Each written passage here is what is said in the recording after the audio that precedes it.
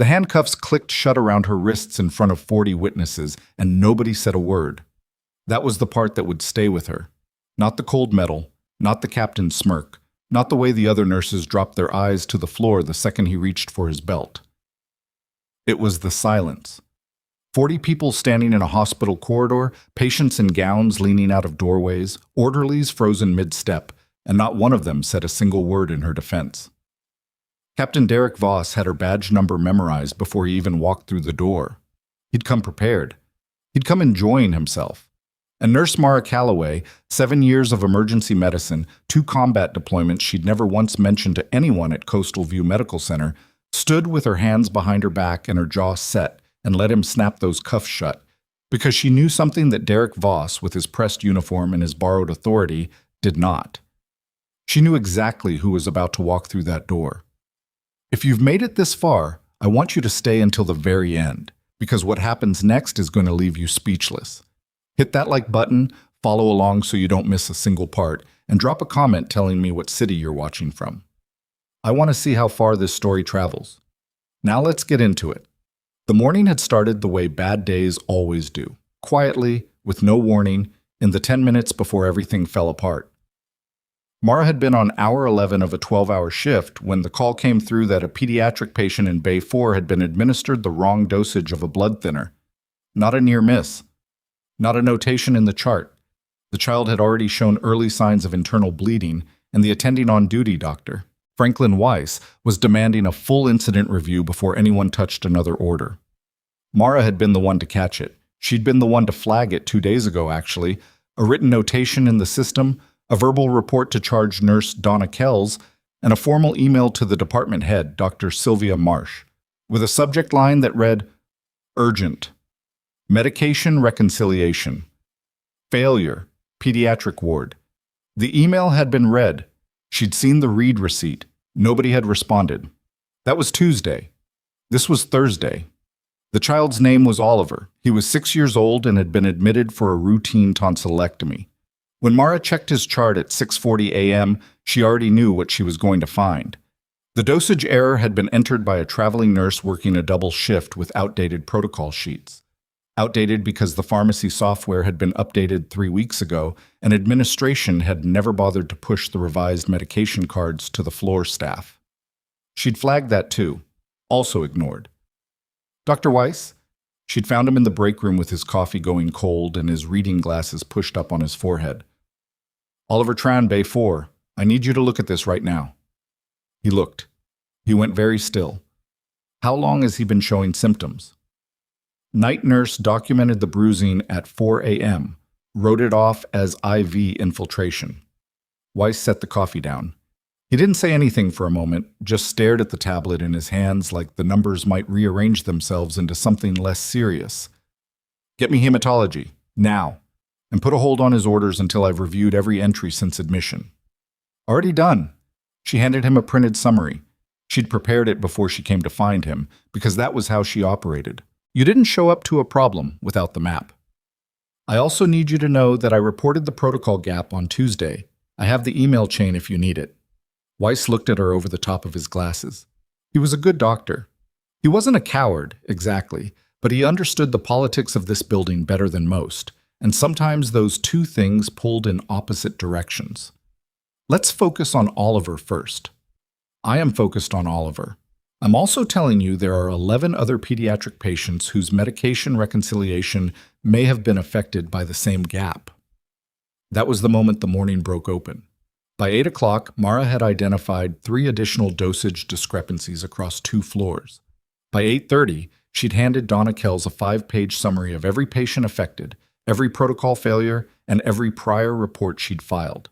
By 9, Dr. Marsh had been informed and the administrative wing of Coastal View Medical Center had gone into what could only be described as controlled, carpeted panic. By 9:15, Captain Derek Voss of the Braden Falls Police Department had arrived with 2 uniformed officers and headed straight for the nursing station on the 3rd floor. Mara heard the commotion before she saw it. She was standing at the medication cart outside Bay 6, entering a correction order, when the voices picked up at the far end of the hallway. And she recognized that particular pitch immediately. It was the sound of someone performing authority rather than exercising it. She turned around. Voss was mid-40s, broad through the shoulders, the kind of man who'd been athletic once and had converted the muscle to something harder and less useful. He wore his uniform with the self-consciousness of someone who believed it made him taller. Behind him were two officers whose body language made it clear they'd rather be anywhere else. "Mara Calloway," he said it like a verdict. She walked toward him. Not because she was afraid of what he'd do if she didn't. She wasn't. But because she refused to have this conversation while patients were trying to listen from their beds. "Can I help you, Captain?" "You're going to want to step away from the patients." He glanced down at the medication cart, then back at her with something that was almost amusement. "Unless you want to keep adding to your list of incidents. I'm correcting a medication order. I'll be with you in 30 seconds. You'll be with me right now." That was when she understood. Not from his words, but from the way the two officers behind him had moved apart, blocking the hallway on either side of her. This wasn't a conversation. He hadn't come to ask her questions. Somebody had already decided what the answer was, and Voss had been sent to deliver it. She handed the tablet to a passing CNA without looking away from him. "Whatever you think I've done, you're wrong." Interfering with a hospital investigation. Unauthorized disclosure of patient information. We have a witness statement. He was already pulling the zip-tie cuffs from his belt. Theatrical, deliberate, making sure the nurses at the station could see. "We can do this quietly, or use your actual handcuffs." Her voice was level. "If you're going to arrest me in front of my patients, at least make it look like you know what you're doing." Voss paused. A flicker of something crossed his face. Surprise, maybe, or the irritation of a man who'd expected her to cry. He switched to the metal cuffs. He wasn't gentle about it. "Interfering with a hospital investigation," he repeated, louder this time, for the benefit of the audience he'd brought himself. "You've been accessing patient records outside your authorized scope and sharing protected information with outside parties. That's a HIPAA violation and obstruction. I reported a medication error through every proper channel available to me. I have documentation of all of it." "You have documentation?" He smiled. It didn't reach anywhere near his eyes. "That's great. You can show that to your attorney." There were 40 people in that corridor. 40. And not one of them said a word. Donna Kells, who had worked alongside Mara for 3 years, looked at the floor. Two residents who owed Mara Calloway their working knowledge of emergency triage looked at their phones. Dr. Weiss was not in the hallway, and his absence was its own kind of statement. Mara walked where they pointed her.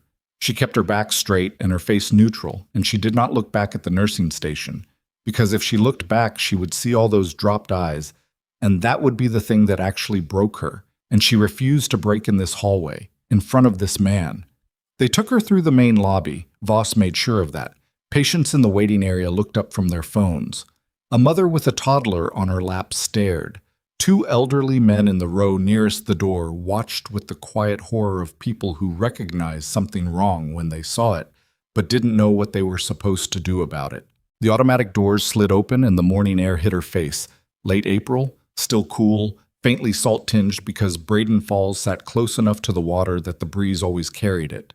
And Mara Calloway stood on the sidewalk in her scrubs, with her hands cuffed behind her back, and breathed in through her nose, and reminded herself of something a master sergeant had told her once in a forward operating base outside a city she was not allowed to name, after a situation that made this one look like a parking ticket. "You're still here, so you're still in it." "You're making a mistake," she told Voss. Not angrily, just as a fact. "Funny, the hospital administrator said the same thing about hiring you." He guided her toward the patrol car with a hand on her elbow, and his grip was firm enough to leave a bruise. "Just a nurse, right? Turns out just a nurse can do a lot of damage when she doesn't know her place." She didn't respond to that. There was no version of responding to that which ended well. And besides, she was focused on something else now. Focused on managing the calculation she'd been running since the moment she saw him come through the door, the math of what she'd done, and what she could prove and how long it would take. Longer than she wanted, probably. These things always took longer than they should. They put her in the back of the patrol car and closed the door, and through the window she watched the entrance of Coastal View Medical Center, its glass facade, its circular drive, the decorative planter out front with the ornamental grasses that nobody had thought to water since winter. And she thought, someone will notice. Someone will ask. And then, No, they won't. Not until it's too late for it to matter. She was wrong about that, as it turned out, but she wouldn't know it for another hour. Inside Coastal View, the machinery of institutional self-preservation had begun to turn. Dr. Sylvia Marsh convened an emergency meeting in the fourth-floor conference room at 9:45 a.m. with a subset of the hospital's administrative leadership, CFO Gerald Pruitt, Director of Patient Services Lorena Haas, and Chief of Medicine Dr. Raymond Chu. The meeting was not recorded. There was no formal agenda. What there was, instead, was a shared problem and a mutual interest in resolving it in a way that minimized liability and maximized distance between the administration and the medication errors that had sent one 6-year-old into a hematology consult that morning. Mara Calloway had been a gift in a way. She'd filed the reports. She'd sent the emails. She'd created a paper trail that could easily be reframed as a disgruntled employee conducting an unauthorized investigation. And Voss had been willing to help them frame it that way, because Voss owed Gerald Pruitt a favor that went back 3 years and an audit that had very quietly gone away. The question, Lorena Haas said, folding her hands on the table, is whether her documentation is discoverable. Everything's discoverable, Raymond Chu said. He was the only one in the room who looked uncomfortable. That's the point of discovery. Within the right context. Gerald Pruitt was reviewing something on his phone. He'd been reviewing it since before the meeting started. If her reports are characterized as unauthorized disclosure rather than internal whistleblowing, the framing changes significantly. She used internal channels, Chu said. She also made verbal statements to at least 2 colleagues who are not part of the patient care team on those cases. That's a gray area. Chu looked at the window. Outside, the April sky was the gray-blue of old denim, thin clouds moving fast off the water. I'd like to know who called the police. I authorized it, Marsh said. She said it the way she said most things, with the practiced calm of someone who had decided at some point in her career that certainty was its own form of armor. We had an active medication incident and an employee who was escalating outside appropriate channels. I made a judgment call. You had a nurse who flagged a dosage error and documented it, Chu said. That's not escalation, that's her job. Raymond, Pruitt set his phone down. We're all on the same side here. Chu didn't answer that. The meeting lasted another 20 minutes, producing 3 things: a revised incident timeline, a draft statement attributing the medication errors to individual staff failures rather than systemic protocol gaps, and a consensus that Mara Calloway's employment at Coastal View Medical Center was effectively concluded. Nobody mentioned that Oliver Tran was still in the hematology unit, stable now, but requiring monitoring. Nobody mentioned the 11 other patients. 32 miles inland at Harker Field, a military installation that most Braden Falls residents knew only as the place that occasionally sent helicopters over the coastline. A CH-47 transport helicopter carrying 14 personnel had lost hydraulic pressure at low altitude during a training exercise and gone down hard in a field south of the base perimeter. The crew had done everything right. The pilot had managed a controlled crash rather than a full impact, and the result was a survivable wreck rather than a catastrophe. But survivable was not the same as uninjured, and 14 people in a downed aircraft in a field with compromised rescue access needed a trauma center. They needed it fast. Harker Field had its own medical unit, but it was equipped for base-level emergencies, not a mass casualty event involving potential spinal injuries, internal trauma, and a burn patient from the engine fire that had started post-impact. The base surgeon made the call in 6 minutes. Coastal View Medical Center, nearest Level 2 Trauma Center, load and move. The convoy left Harker Field at 10:14 a.m., 2 military ambulances, a command vehicle, and a second transport carrying additional personnel. The convoy moved fast. It moved with the particular urgency of people who understood exactly what the timeline meant, and the Braden Falls traffic on Route 9 moved out of their way with the instinctive deference that emergency vehicles produce in people who understand what they're looking at. Colonel James Rourke rode in the command vehicle. He was the senior officer on the convoy, a compact, direct man of 51, whose 12-year career in Army medicine had taken him through 2 wars and 3 major disaster response operations, and whose default expression was the focused stillness of someone who has learned to keep his emotions useful rather than visible. He'd known about the downed helicopter for 19 minutes. In those 19 minutes, he had coordinated the extraction, authorized the transport, called ahead to the trauma center to pre-notify, and reviewed the patient manifest twice. He had not been told about the situation inside Coastal View Medical Center. There was no reason he would have been. He found out when his convoy pulled into the hospital drive. The patrol car was still there. That was what he noticed first: the black and white in the circular drive, the officer leaning against the hood, and the figure in scrubs in the back seat visible through the window. His eyes processed it the way they processed everything, quickly, without prejudging, cataloging details in the order of their significance. Scrubs, handcuffs, hospital entrance. He said, "Stop the vehicle." His driver stopped. Rourke was already opening the door. He was halfway across the drive when he saw her face clearly through the window, and in the specific physical way that recognition arrives, not as a thought, but as a fact happening inside your body. He stopped moving entirely for exactly 1 second. Then he kept moving, faster. He pulled the car door open himself. The officer at the hood started toward him, hand up. "Sir, this is an active..." And Rourke turned to him with a look that didn't raise its voice because it didn't have to, and the officer stopped. "Mara." He crouched to her level. "What happened?" She looked at him. Something moved across her face. Not relief exactly, more like the controlled release of a pressure that had been building for an hour and a half. "They're saying I interfered with an internal investigation. Unauthorized disclosure." She paused. "I filed reports about a medication error. I used every proper channel." "Who authorized this arrest?" "Hospital administration, coordinated with a Captain Voss." Rourke stood up. He was not a tall man, 5'9", maybe 5'10", but the way he stood had nothing to do with height. He turned to the officer at the hood. "Get your captain, right now." "Sir, I don't have the authority to..." "Get him!" The officer got him.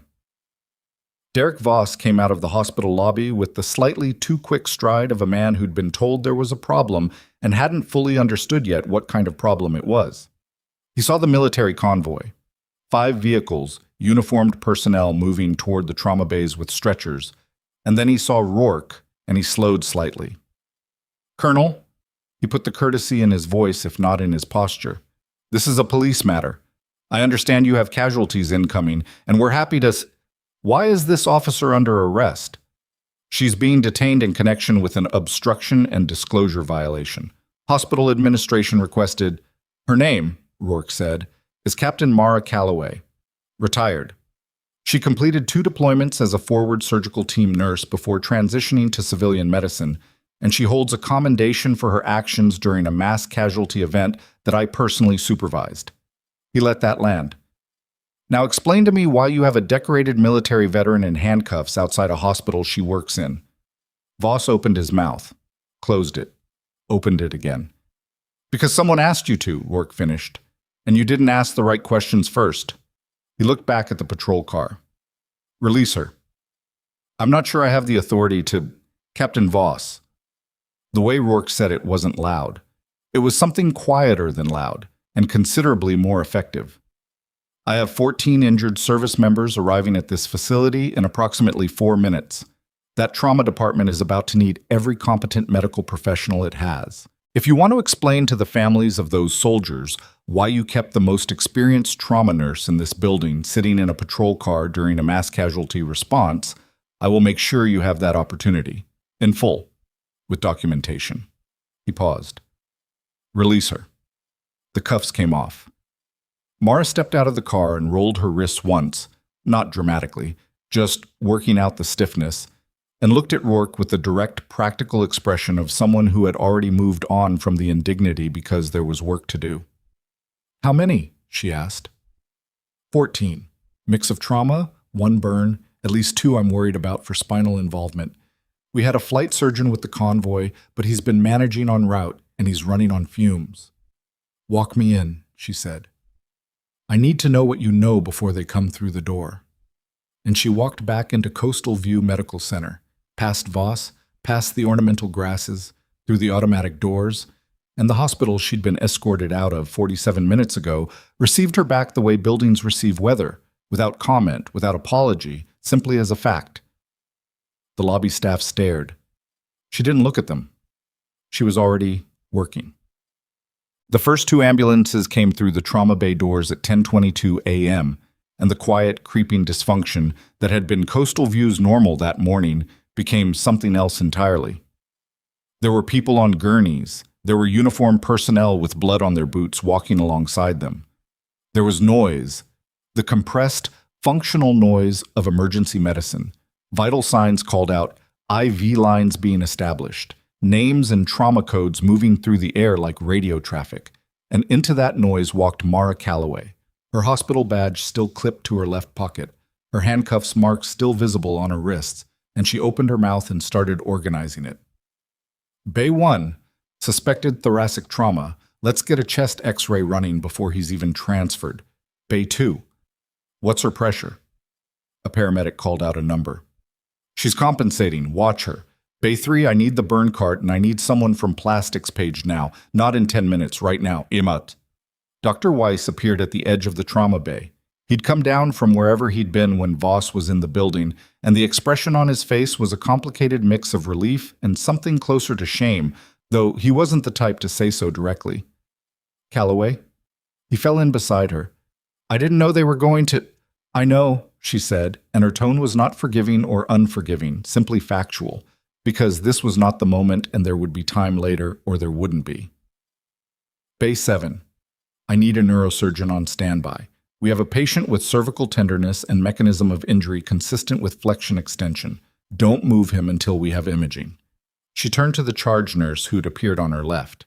Not Donna Kells, someone else. Good. Get me the current on-call list and tell me which attendings are in-house. I need to check with administration first. Mara looked at her, not harshly, just with the particular clarity of someone who had been to places where hesitation cost lives and had learned to communicate that fact with her eyes.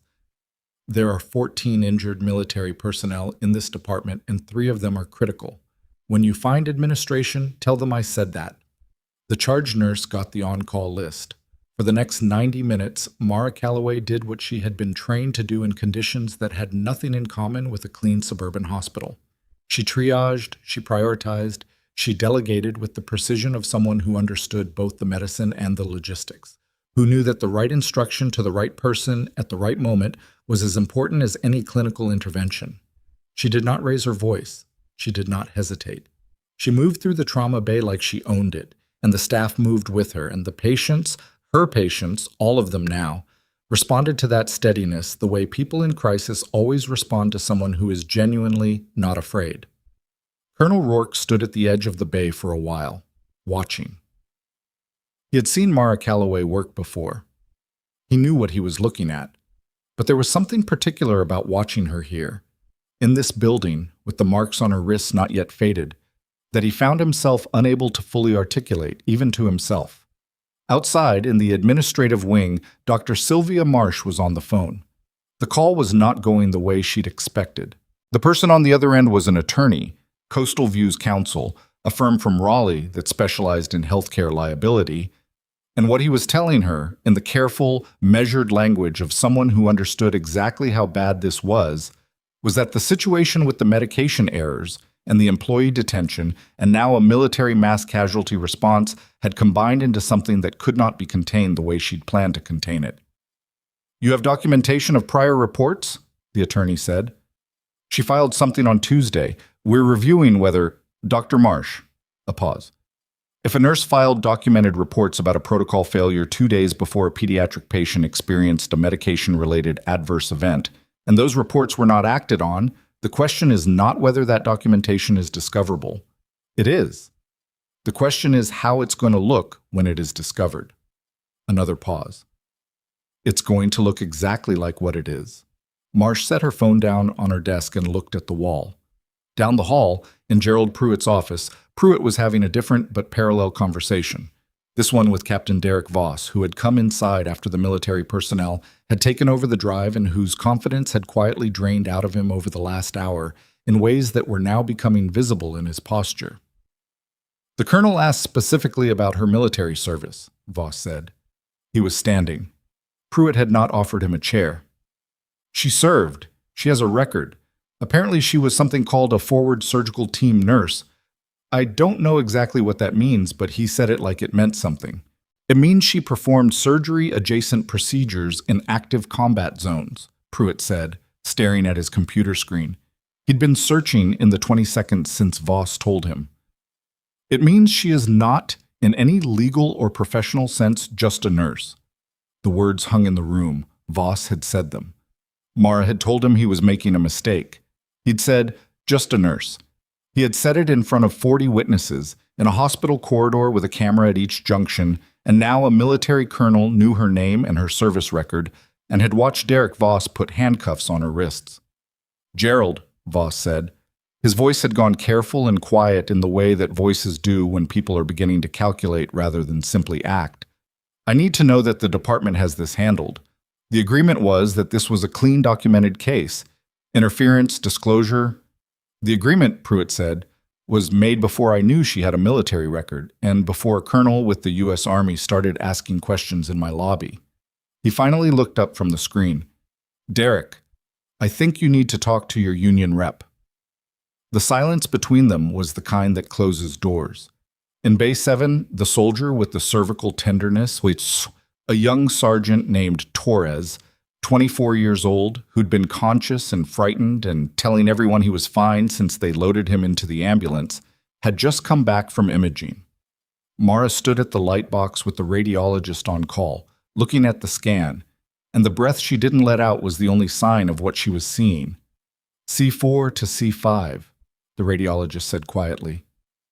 Subtle. If you hadn't flagged him, he would have been transferred to a floor bed and moved wrong, and we'd be talking about permanent damage. She straightened. Let's get neurosurgery now, and get someone to sit with him. Not a tech, a nurse. He's going to need to be told. She went to tell Torres herself. She pulled a stool up to the head of his bed. He was looking at the ceiling with the expression of someone who had been trying very hard not to think about what the scan might show. He was young. He had a tattoo on his forearm, a mountain range, simple lines, and his hands were folded on his chest with a deliberate stillness that told her he was more scared than he was letting on. Torres, she sat at his eye level. I'm going to give you information, and then I'm going to give you time to ask me anything you need to ask, okay? He looked at her. How bad? Your neck has a fracture that we caught early. You're going to see a neurosurgeon, and we're going to figure out the best path forward, but I need you to know two things. You did nothing wrong, and you were right to tell us you were in pain. She paused. The fact that we caught this when we did, that matters. He looked at the ceiling again. She could see him working through it, the internal adjustment that happens when something you feared becomes something you now have to manage. It was a specific kind of courage, the ordinary kind, the kind that doesn't get documented. My wife, he said. Tell me your name. Kelsey. We will call Kelsey. Give me her number, and I will make sure she's spoken to before you go anywhere. She put her hand briefly on his forearm, over the mountain range tattoo. I'm not leaving this floor until she knows. He gave her the number. She wrote it herself, in her own handwriting, in the notebook she carried in her pocket. On the other side of the trauma bay, Colonel Rourke was standing with the hospital's security director, a quiet man named Harlan Burke, who had spent the last 40 minutes watching events unfold with the expression of someone who had a very good memory and very few illusions. Rourke was not asking questions yet. He was listening. And Burke, who had been in hospital security for 17 years and had a fairly clear idea of when institutional processes were being weaponized rather than followed, was talking. He was telling Rourke about Tuesday. He was telling Rourke about the emails. And Rourke, who had seen enough of what organizations do to protect themselves to understand exactly what was being described, was listening with the focused, absorptive attention of someone who was going to remember every word. Mara finished in the trauma bay at 12:47 p.m. She had not sat down in 2 hours. She had not eaten since before her shift started, which meant it had been closer to 14 hours. And she registered this the way you register something that will matter later but doesn't matter yet. She went to the break room and got water from the tap, and stood at the window and looked out at the drive, where the military vehicles were still parked, and where Harlan Burke was now standing with Colonel Rourke and two other uniformed personnel she didn't recognize. One of them had a camera. The other was carrying a laptop. She stood at the window and drank the water and watched them, and a calculation finished itself somewhere in the back of her mind. The kind of calculation that doesn't announce itself but simply arrives, the way a tide arrives, slowly enough that you don't see it coming until you're standing in it. She turned back to the break room. There was a printer on the counter. She had logged into her account before anyone thought to suspend her access. She hadn't given them time.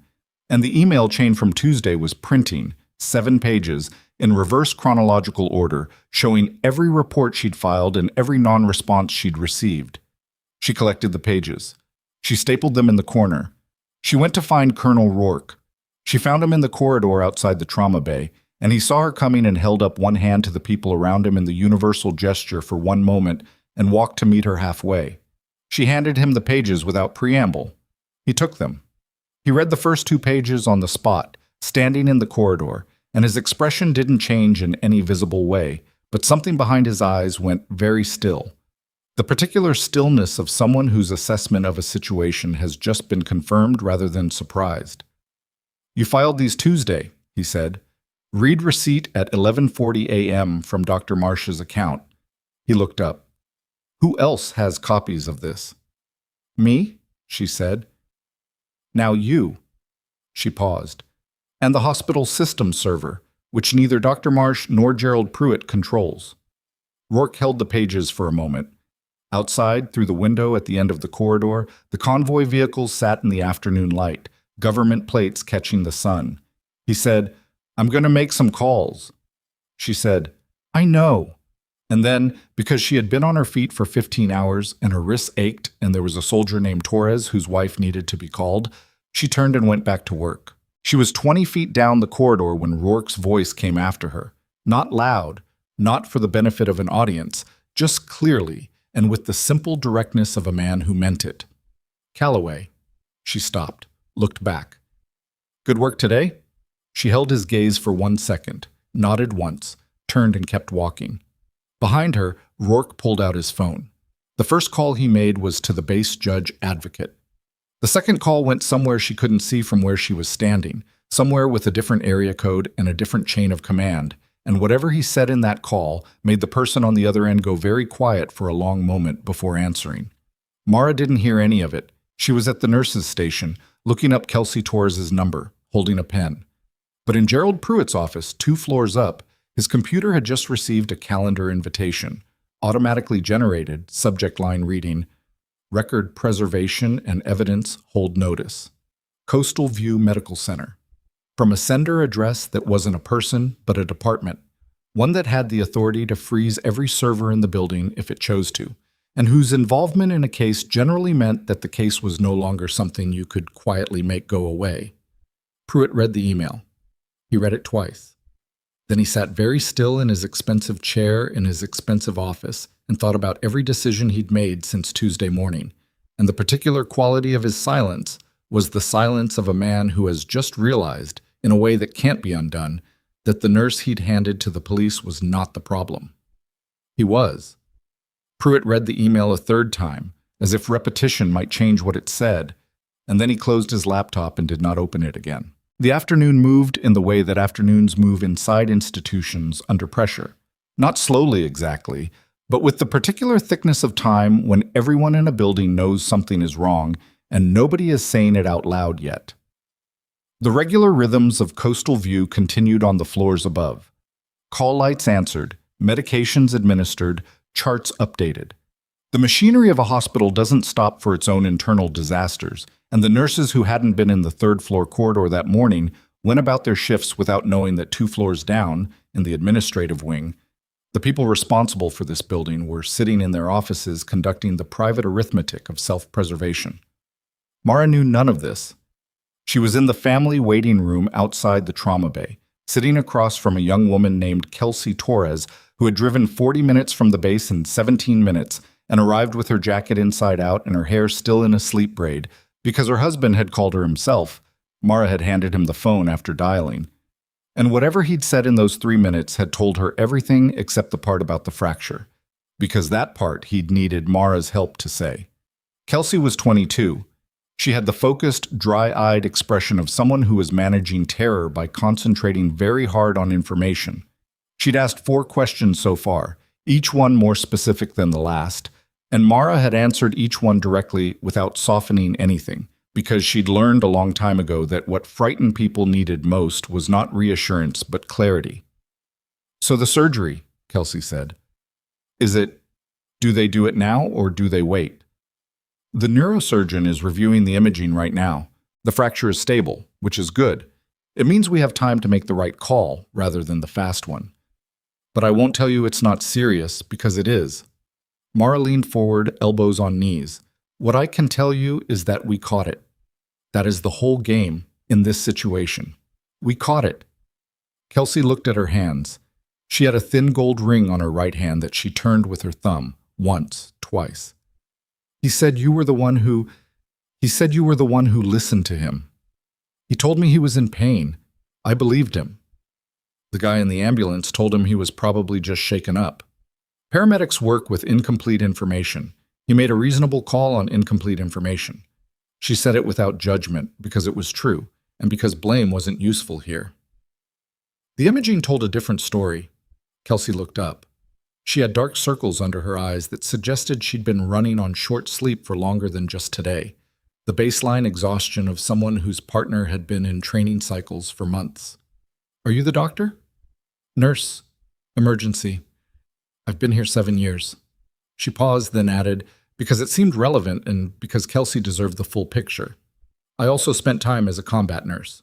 Forward surgical, 2 deployments. Kelsey studied her for a moment with the particular attention of a military spouse, someone who understood what that meant in practical terms. "Where?" "Can't say specifically, but I've seen this injury before, in conditions where we didn't have a CT scanner down the hall." She held Kelsey's gaze. "The outcome is better here, significantly." Something in Kelsey's posture shifted, not relaxing exactly, more like redistributing the weight she was carrying onto a slightly more stable foundation. She nodded. She turned the ring on her finger again, and this time it seemed less like anxiety and more like habit. "Okay," she said. "Okay."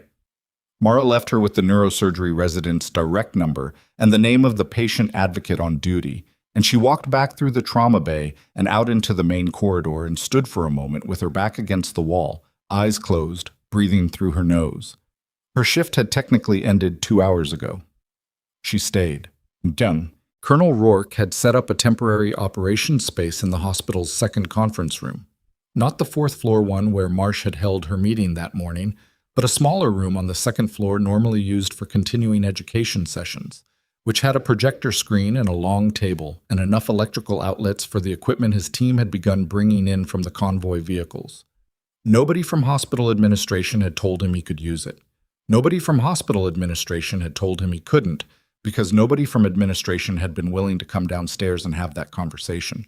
By 3 p.m., the table had a laptop, 2 tablets, a secure satellite phone, and a stack of documents that Harlan Burke, the security director, had provided after approximately 15 minutes of internal deliberation during which he had weighed his loyalty to his employer against his reading of which way the current was running, and decided, correctly, that the current was running very fast in one particular direction.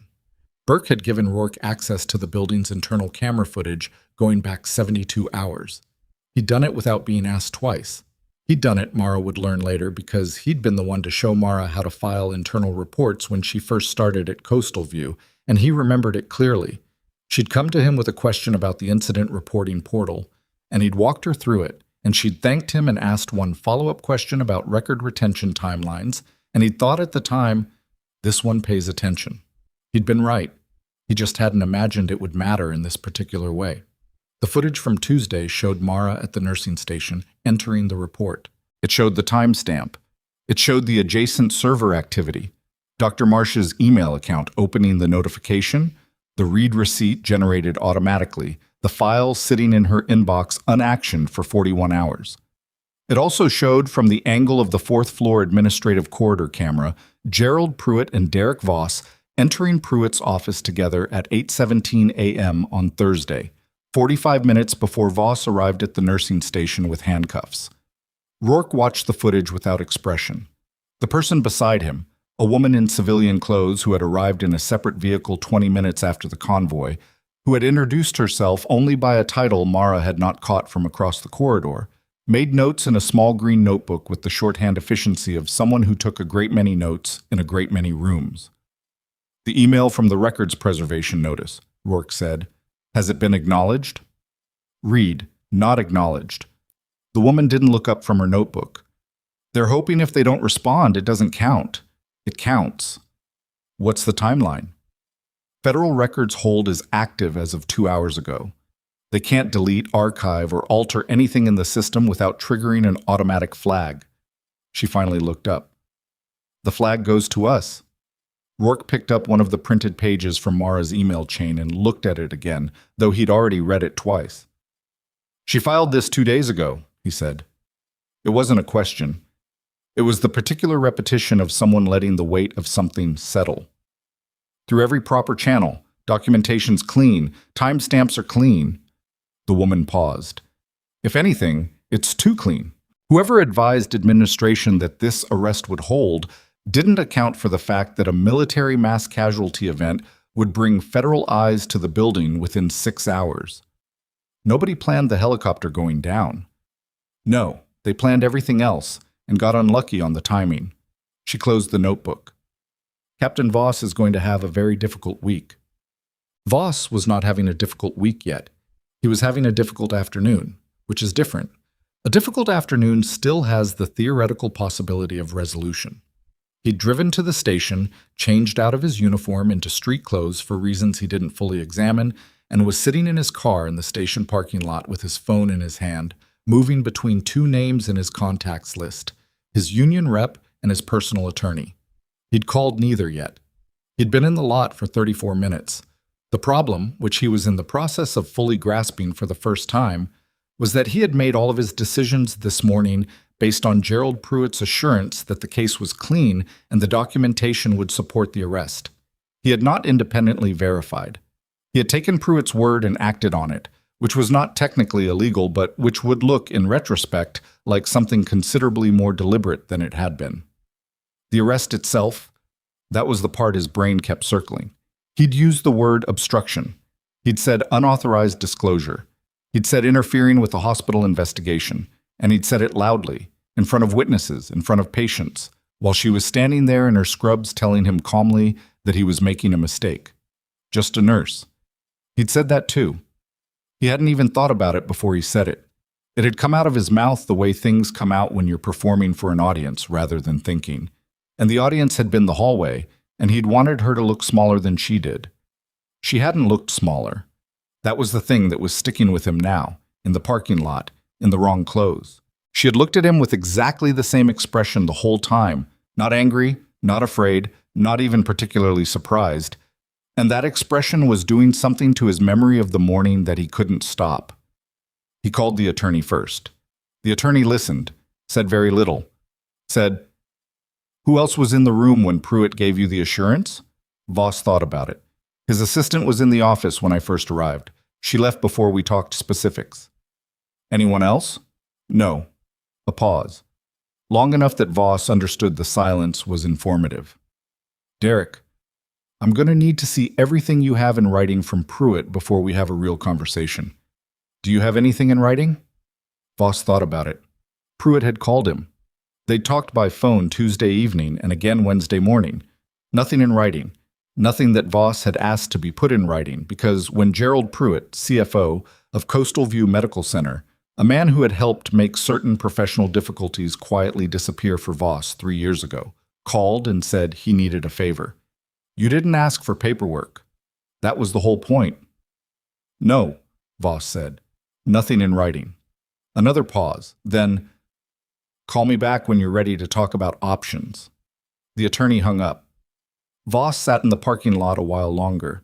The afternoon was cooling off now, the light going the particular pale gold of late spring in Braden Falls, and the normalcy of it, the other cars, The sound of the highway 2 blocks over, a crow on the chain-link fence at the lot's edge, had the slightly unreal quality of ordinary things experienced during a crisis. He thought about what Rourke had said. 2 deployments, a commendation. He thought about the way Rourke had looked at him. And then because Derek Voss was not a stupid man, he was a vain man, a transactional man, a man who had spent 15 years learning the difference between the rules and the rules, but he was not stupid. He picked up his phone and opened a different app entirely. His personal email. He went to his sent folder. He scrolled back to Wednesday morning, and he found something he had almost forgotten. Not a message to Pruitt. The other direction, a message he'd sent to a subordinate at 6:15 a.m., before he'd fully committed to the plan, in which he'd written 4 sentences about what he'd been asked to do, and his initial hesitation, and a question about protocol. A message he'd sent in a moment of uncertainty before Pruitt's second call had resolved that uncertainty in the wrong direction. He stared at it. His subordinate had replied with 3 words. Your call, Cap. The sent message existed. The hesitation existed. The fact that he'd had doubts and chosen to act anyway existed in his own handwriting, 6:15 in the morning, 3 hours before the cuffs went on. He closed the app. He sat in the parking lot. Then he called the union rep. Quote, at Coastal View, the shift change happened at 7 p.m., the way it always did. Charge nurses handing off, orders reviewed, night staff getting their feet under them. The day's events had moved through the building's rumor channels with the speed that serious things always move in hospitals, which is to say, by 6 o'clock, everyone who worked there knew the broad shape of it, and the specific details varied wildly depending on who you talked to and which floor they worked on. What everyone agreed on, a nurse had been arrested in the hallway. The military had shown up. Something was happening in the second-floor conference room that involved people nobody recognized, and a camera crew that turned out, on closer inspection, not to be a camera crew but federal investigators with equipment. What nobody on staff was saying yet, out loud to anyone with authority, was what they knew, what they'd seen, what they'd heard Mara say in the weeks before this, in the break rooms and at the nursing stations and in the supply closet where she'd pulled Donna Kells aside and said in a low voice that the medication reconciliation issue was not a one-patient problem, and that someone with more institutional authority than a bedside nurse needed to act on it. Donna Kells had gone home at 3:30. She'd changed out of her scrubs in the locker room and sat on the bench for a while with her coat in her lap, and the shape of what she'd done, or rather what she hadn't done, had sat with her in that locker room with the particular clarity that comes when the protection of staying quiet stops feeling like protection and starts feeling like complicity. She had the email notifications on her phone. She had seen Mara's Tuesday report flagged in the system. She had made a decision not to escalate it herself because Dr. Marsh had been CC'd, and she told herself it wasn't her place, which was true, and had told herself that Marsh would handle it, which was not true, and had told herself that she was probably overreacting, and had spent the next 41 hours telling herself that last thing with increasing effort. She sat on the bench for 15 minutes. Then she went back upstairs and asked the evening charge nurse where she could find the people in the second-floor conference room. She wasn't the first. 2 residents had already gone down. A pharmacist who had flagged the same protocol gap to a different supervisor 3 weeks ago and also received no response had called the hospital's anonymous tip line, which, under the federal records hold now active, was routing to a monitored queue, and left a 12-minute message in which she described, with the organized precision of someone who had been wanting to say this for a month, exactly what she knew about the medication software update and exactly which levels of administration had been notified. The conference room was filling up, not with chaos, with information. With the particular accumulating weight of people who had been quiet deciding one by one that the cost of staying quiet had just exceeded the cost of speaking. Mara knew none of this yet. She was in the family lounge on 3, eating a granola bar she'd found in her locker, sitting in the chair nearest the window with her legs stretched out and her shoes off, looking at the sky going dark over Braden Falls. She could see the harbor from here, just a slice of it, between buildings, and the lights of the boats coming on as the evening settled in. Her phone buzzed. She looked at it. It was Rourke. A text. 4 words. Stay in the building. She read it twice. She thought about what 4 words required and what they withheld, and she understood from the shape of that gap that something had changed in the conference room in the last hour. Something that meant her presence in this building was now necessary in a different way than it had been. She put her shoes back on. She stood up. And then her phone buzzed again. Not Rourke this time, a number she didn't recognize, and she almost didn't answer, and then she did. The voice on the other end was not Pruitt, not Marsh, not anyone from hospital administration. It was a woman who identified herself by name and by the title of the office she worked for, and that title contained two words, Inspector General, that made Mara go very still in the family lounge with the harbor lights coming on through the window. "Ms. Calloway," the woman said, "we'd like to talk to you tonight, if you're available." Mara looked at the window. She looked at the granola bar wrapper in her hand. "I'm available," she said. "Good." A brief pause. "We've been reviewing your documentation. I want you to know that what you filed was thorough. It was correct. And the people who chose not to act on it are going to need to explain that choice." Another pause, shorter. "We're going to need you to walk us through everything from Tuesday, in sequence, starting from when you first identified the discrepancy." Mara already knew what she was going to say. She'd known since the moment she printed that email chain and handed it to Rourke in the hallway.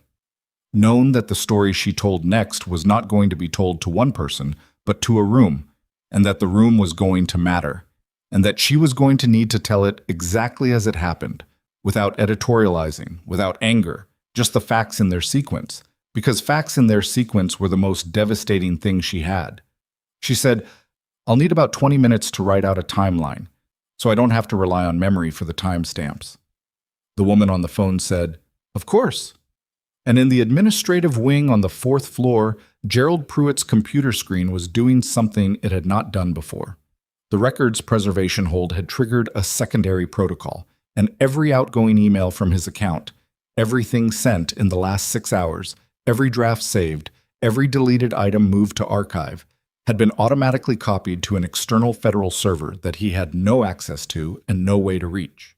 He was composing a message to his personal attorney when the sent confirmation vanished from his screen, replaced by a single line of system text he had never seen before and didn't entirely understand. He understood enough. He pushed back from his desk and stood up and walked to his window and looked out at the circular drive where the military convoy vehicles were still parked, their government plates dark in the evening, and one of the conference room windows 2 floors below him was lit yellow-white, and the shadows of people moving inside it crossed the light in a way that made it look, from up here, like a room that was very much still open for business. His phone rang. He looked at the screen. It was Sylvia Marsh. He let it ring. It rang 7 times before it stopped. 10 seconds later, it started again. He let it ring the second time too. It rang 4 times and stopped, and then a text arrived.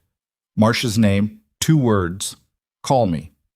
And Pruitt set the phone face down on the windowsill and looked out at the drive and understood, with the quiet finality of a man watching a door close, that the period in which he and Sylvia Marsh were allies had just ended. Whatever she was calling to say, it was not coordination. It was positioning. She was calling to establish, in a medium that created a record, that she had reached out to him, that she had tried to communicate, so that later, when the accounting came, she could point to the attempt. He knew because he'd done the same thing to other people. He recognized the move from the inside. He didn't call back. The second-floor conference room smelled like stale coffee and the particular metallic undertone of equipment that had been running for hours. Mara sat at the long table across from the woman who had introduced herself as Deputy Inspector General Renata Fossey, mid-50s, short gray hair, the economical posture of someone who had conducted a great many of these conversations and had learned to take up exactly the space she needed and no more. Beside Fossey was a younger man named Alvarez, who managed the recording equipment and occasionally asked a clarifying question that was always more specific than it appeared. Rourke sat at the end of the table. He was not part of the formal interview. He was there because Fossey had allowed it, and because his presence carried a meaning that didn't need to be stated. This person has standing here. She is not alone in this room. Mara had her handwritten timeline in front of her. She'd done it in 20 minutes, on a legal pad she'd borrowed from Burke, and it was not elegant. Her handwriting went sideways under fatigue, and she'd crossed out 2 entries and rewritten them. But it was accurate to the minute, and it was hers. Fossey said, "Walk me through Monday, before the formal report." So Mara started there. Monday, when she'd first seen the updated pharmacy software behaving inconsistently with the old medication cards. Not dramatically, not in a way that would flag itself automatically, but in the specific small way that people who pay attention notice things before they become incidents. She'd cross-referenced 3 patient charts. She'd pulled up the software update documentation from the hospital's internal drive. She'd confirmed that the revised medication cards had not been distributed to floor staff. "What did you do with that information on Monday?" "I told Donna Kells verbally at the nursing station. I told her the cards were outdated and asked whether administration had distributed updated versions after the pharmacy software change." "What did she say?" "She said she'd look into it." Mara paused. "I don't think she's a bad person. I think she was tired, and the answer she gave me was the answer that bought her time without committing to anything. I've given that answer myself." Fossey made no note of this. Alvarez did. "Tuesday," Fossey said. "The formal report." Mara took her through it, the written incident report in the system at 9:40 a.m., the email to Marsh at 11:12 with the subject line intact, the read receipt at 11:40, the absence of any response through Wednesday close of business, the verbal follow-up she'd made to the department coordinator, a man named Sills who reported to Marsh, at 3 p.m. Tuesday, in which Sills had told her the matter was being reviewed at the appropriate level. "Did you document that conversation?" "I sent myself an email at 3:14 p.m. with the summary of what he said. It's in my personal account." She looked at Fossey. "I did that because I've learned that being reviewed at the appropriate level in this building sometimes means nothing at all, and I wanted a timestamp." Something almost like appreciation moved across Fossey's face. "Almost. You anticipated this might go sideways." "I anticipated that if something happened, I'd need to prove what I knew and when. That's different from anticipating any specific outcome." She turned the legal pad slightly. "I wasn't trying to build a case against anyone. I was trying to protect myself against being told I'd never reported it." Fossey looked at her for a moment. "That's a distinction worth noting," she said, and she said it to Alvarez, who wrote it down. The interview took 2 hours and 11 minutes. At no point did Mara editorialize. At no point did she say what she thought about Pruitt or Marsh, or the choices they'd made. She gave dates, times, names, and sequence, and when Fossey asked for her interpretation of events, she said, twice, "I can only tell you what I observed, not what they intended." Which was both true and, Rourke understood, watching from the end of the table, more damning than any interpretation she could have offered, because the facts in their sequence required no commentary. They stood up on their own. When it was over, Fossey closed her folder and looked at Mara with the direct, undecorated attention that serious people give to other serious people. "Is there anything you want to say that isn't in the timeline?" Mara thought about it, actually thought about it, long enough that the room was quiet for several seconds. Then, "Oliver Tran is 6 years old.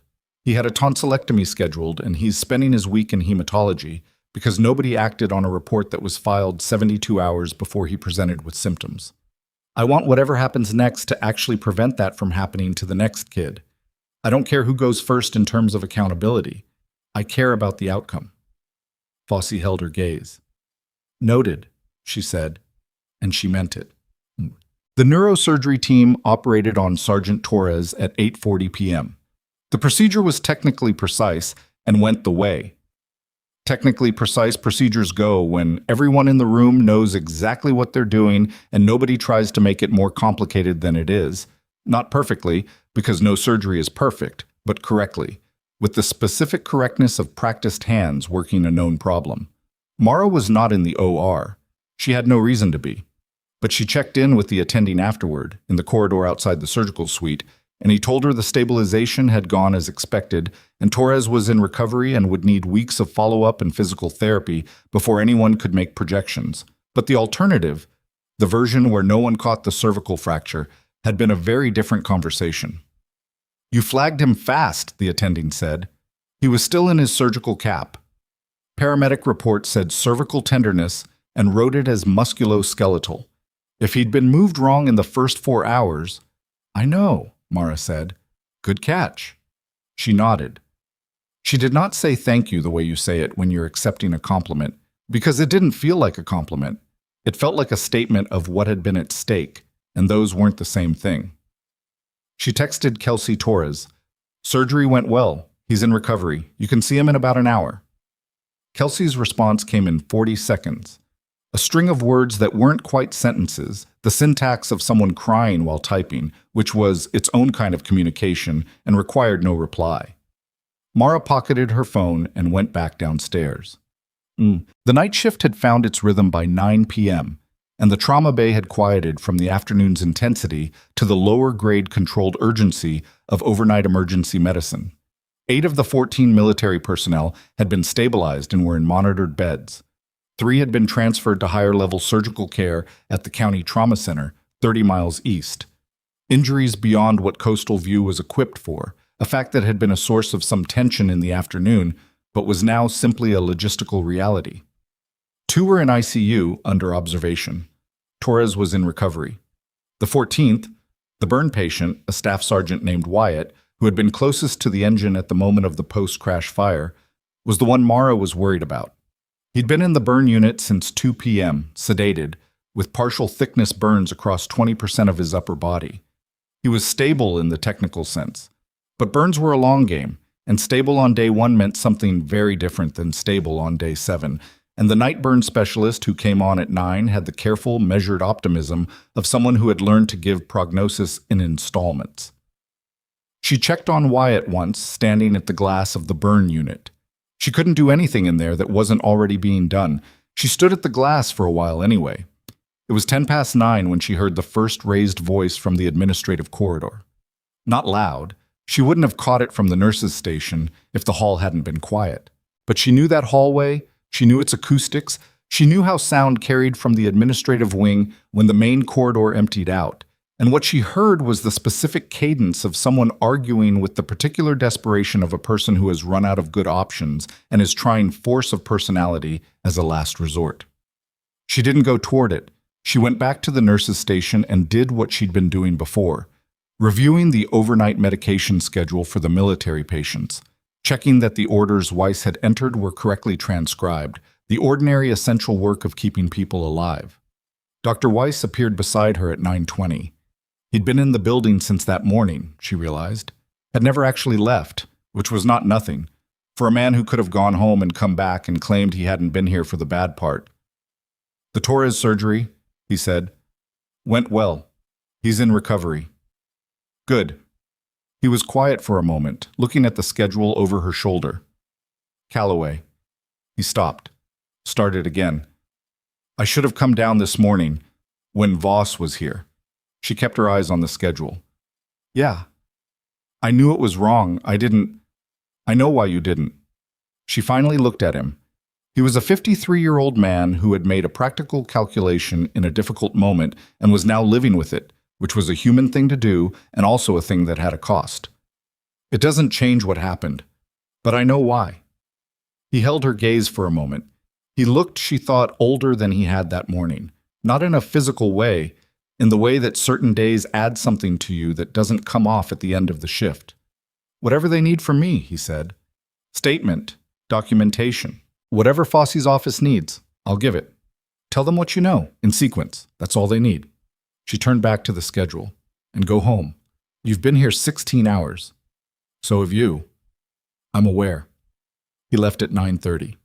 Mara watched him go down the corridor and through the stairwell door and thought about the version of this day where he'd come down when Voss arrived, where one person in that hallway had said, wait or stop, or even just, is this right? And what that version would have looked like, whether it would have been enough. She didn't think so. Pruitt had been determined. Voss had been committed. One doctor speaking up in a hospital corridor would not have stopped the machinery that had already been set in motion, but it would have meant she wasn't standing there alone. She didn't let herself spend too long on that version. It wasn't useful. At 9:47, her phone rang.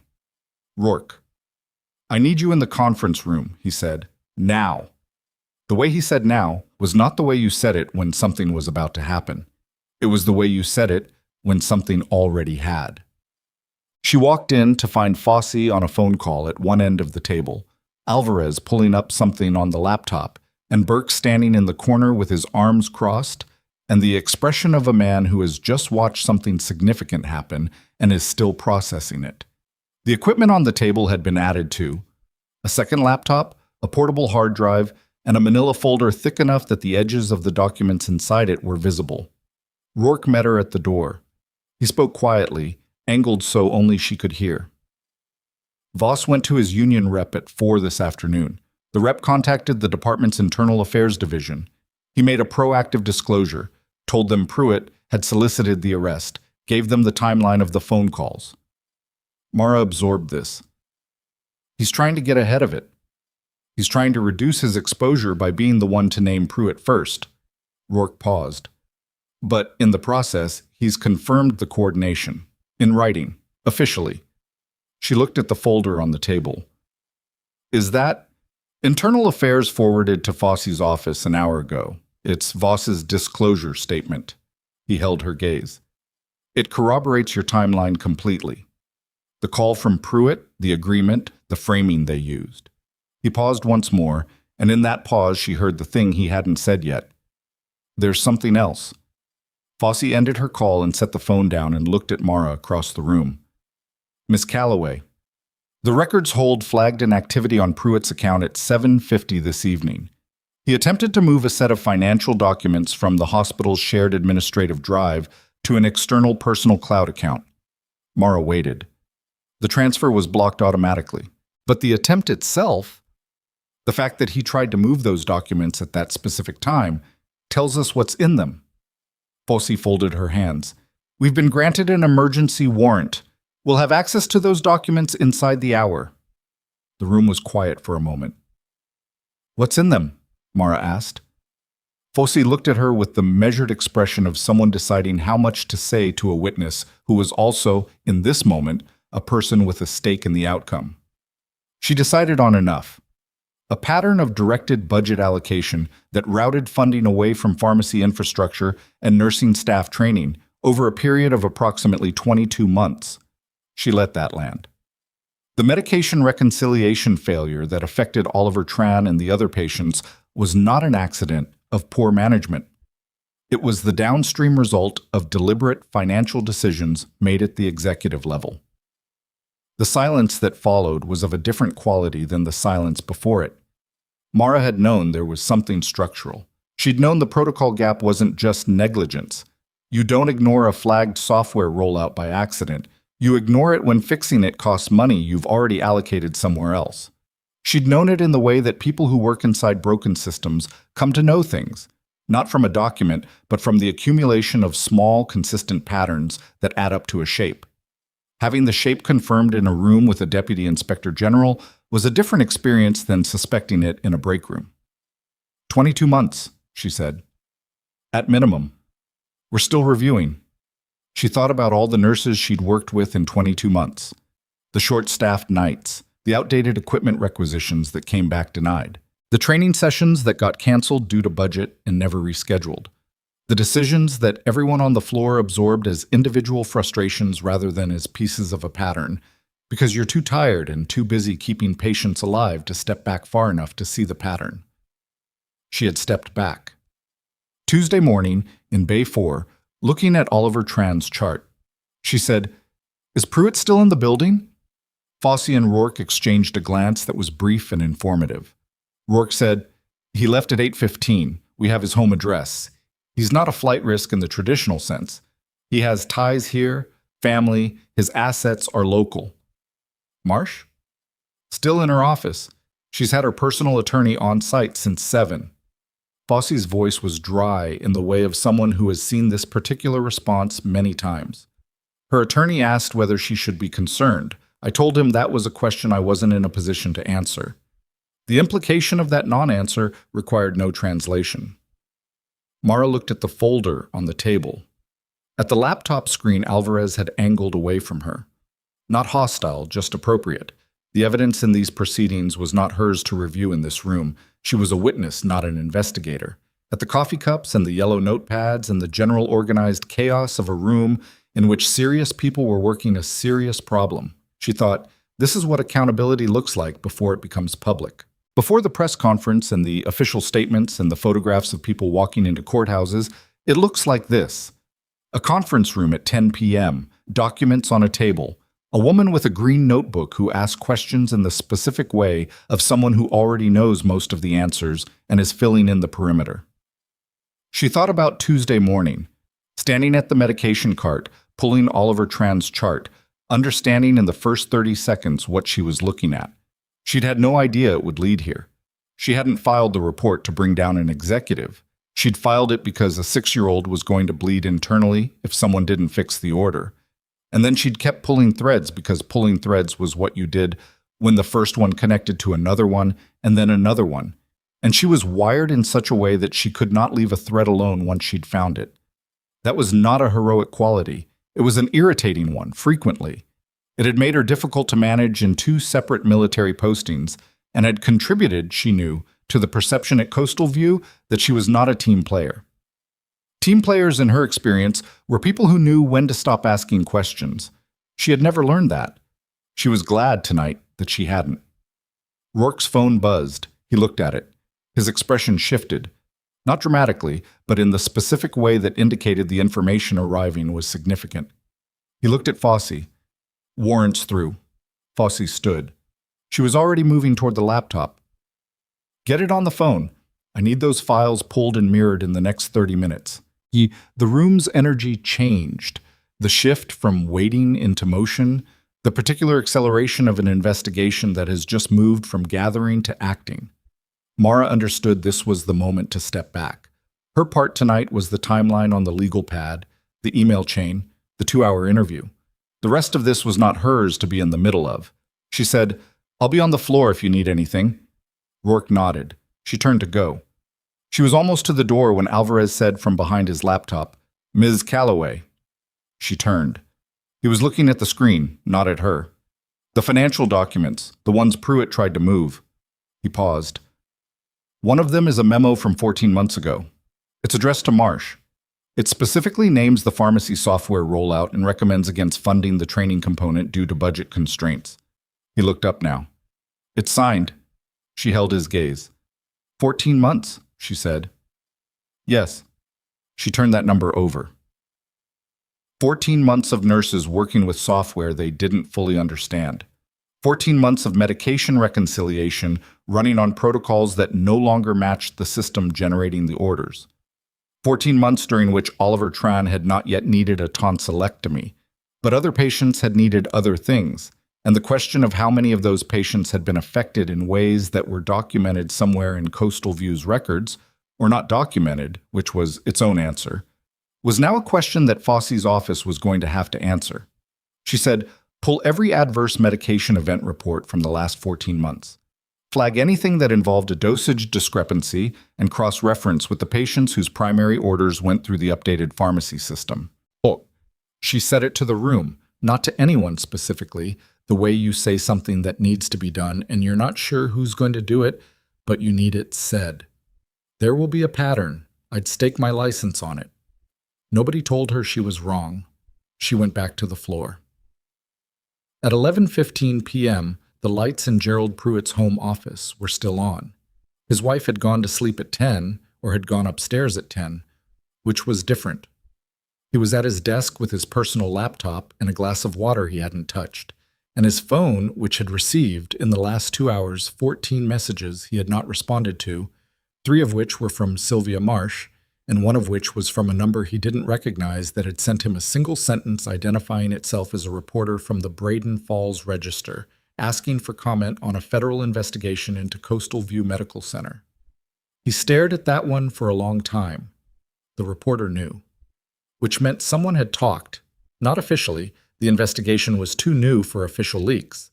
But someone in the building, someone on staff, had talked to someone who talked to someone. And the shape of the story was already moving through the city's information channels in the informal, unstoppable way that stories moved when enough people knew enough pieces, and the dam was already cracked. He hadn't responded to the reporter. He would not respond to the reporter. His attorney had told him to say nothing to no one, and that was the one instruction he intended to follow. But at 11:27, Pruitt did something that he would later, in the cold accounting of consequences. Identify as the decision that removed any remaining ambiguity about his intentions. He opened a file on his personal laptop, not the hospital system, his personal machine, the one he believed was outside the reach of the records hold. And he began to draft a document that reframed the medication protocol decisions as nursing department failures rather than administrative ones. He was 3 paragraphs in when his doorbell rang. He looked at the time, 11:31 p.m. He went to the front door and opened it and found 2 people on his porch who were not police, not in uniform, but who were carrying credentials that they presented in the practiced simultaneous way of people who do this regularly, and the words on those credentials were enough that Pruitt felt the floor of the moment tilt under him in a way he had not anticipated. "Mr. Pruitt," the woman said, "we need to talk about your network activity from the last 4 hours." He stepped back from the door without being asked, which told them something, and they came inside. The living room was the kind of room that had been decorated to communicate success rather than comfort. A large sectional in a gray that photographed well, art on the walls that matched rather than meant anything, a bookcase with books arranged by spine color rather than subject. Pruitt sat on the edge of the sectional. He did not offer them anything. He had gone past the social reflexes. The woman was named Hartwell. Her partner was Diaz. They were not from Foss's office. They were from a different division, one that worked network forensics and financial crime, and they had been activated 3 hours ago when Pruitt's attempted cloud transfer had flagged. They did not explain any of this to him. They didn't need to. "The document you were working on when we arrived," Hartwell said. She had a tablet with her. She was not showing it to him yet. "When did you start drafting it?" Pruitt looked at his attorney's card on the coffee table where he'd set it earlier. He hadn't called. He'd thought he had more time. That was the error, the specific miscalculation of a man who had spent 20 years in institutional environments where consequences moved slowly and warnings came with enough notice to adjust.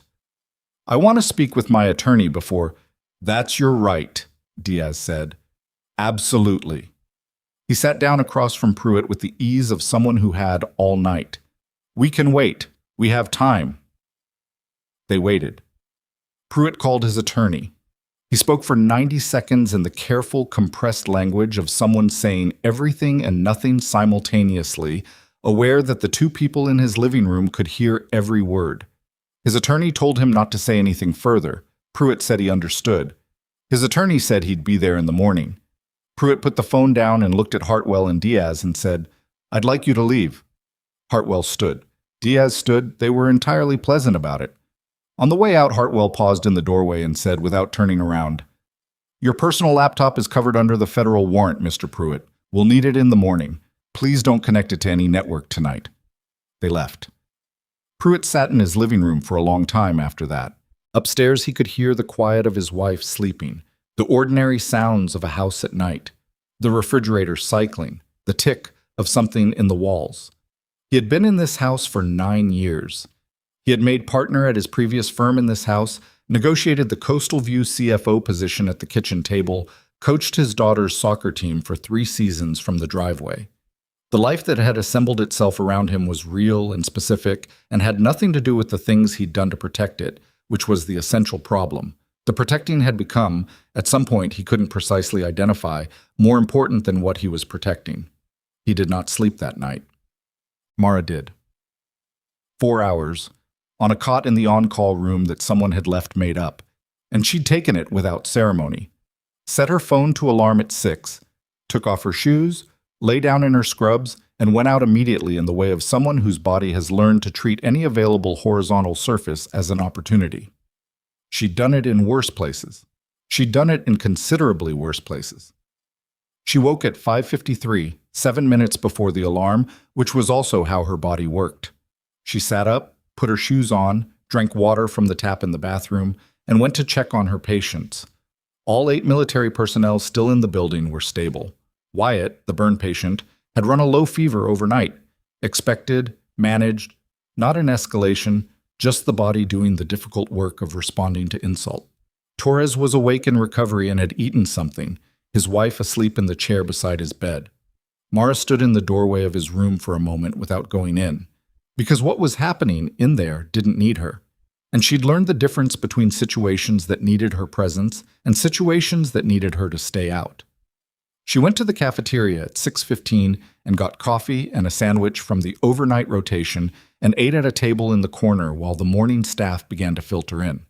She watched people arrive for their shifts, the particular rhythm of it, the locker room conversations she could hear from where she was sitting, the way the tone of the building began to shift from nighttime quiet to daytime operational.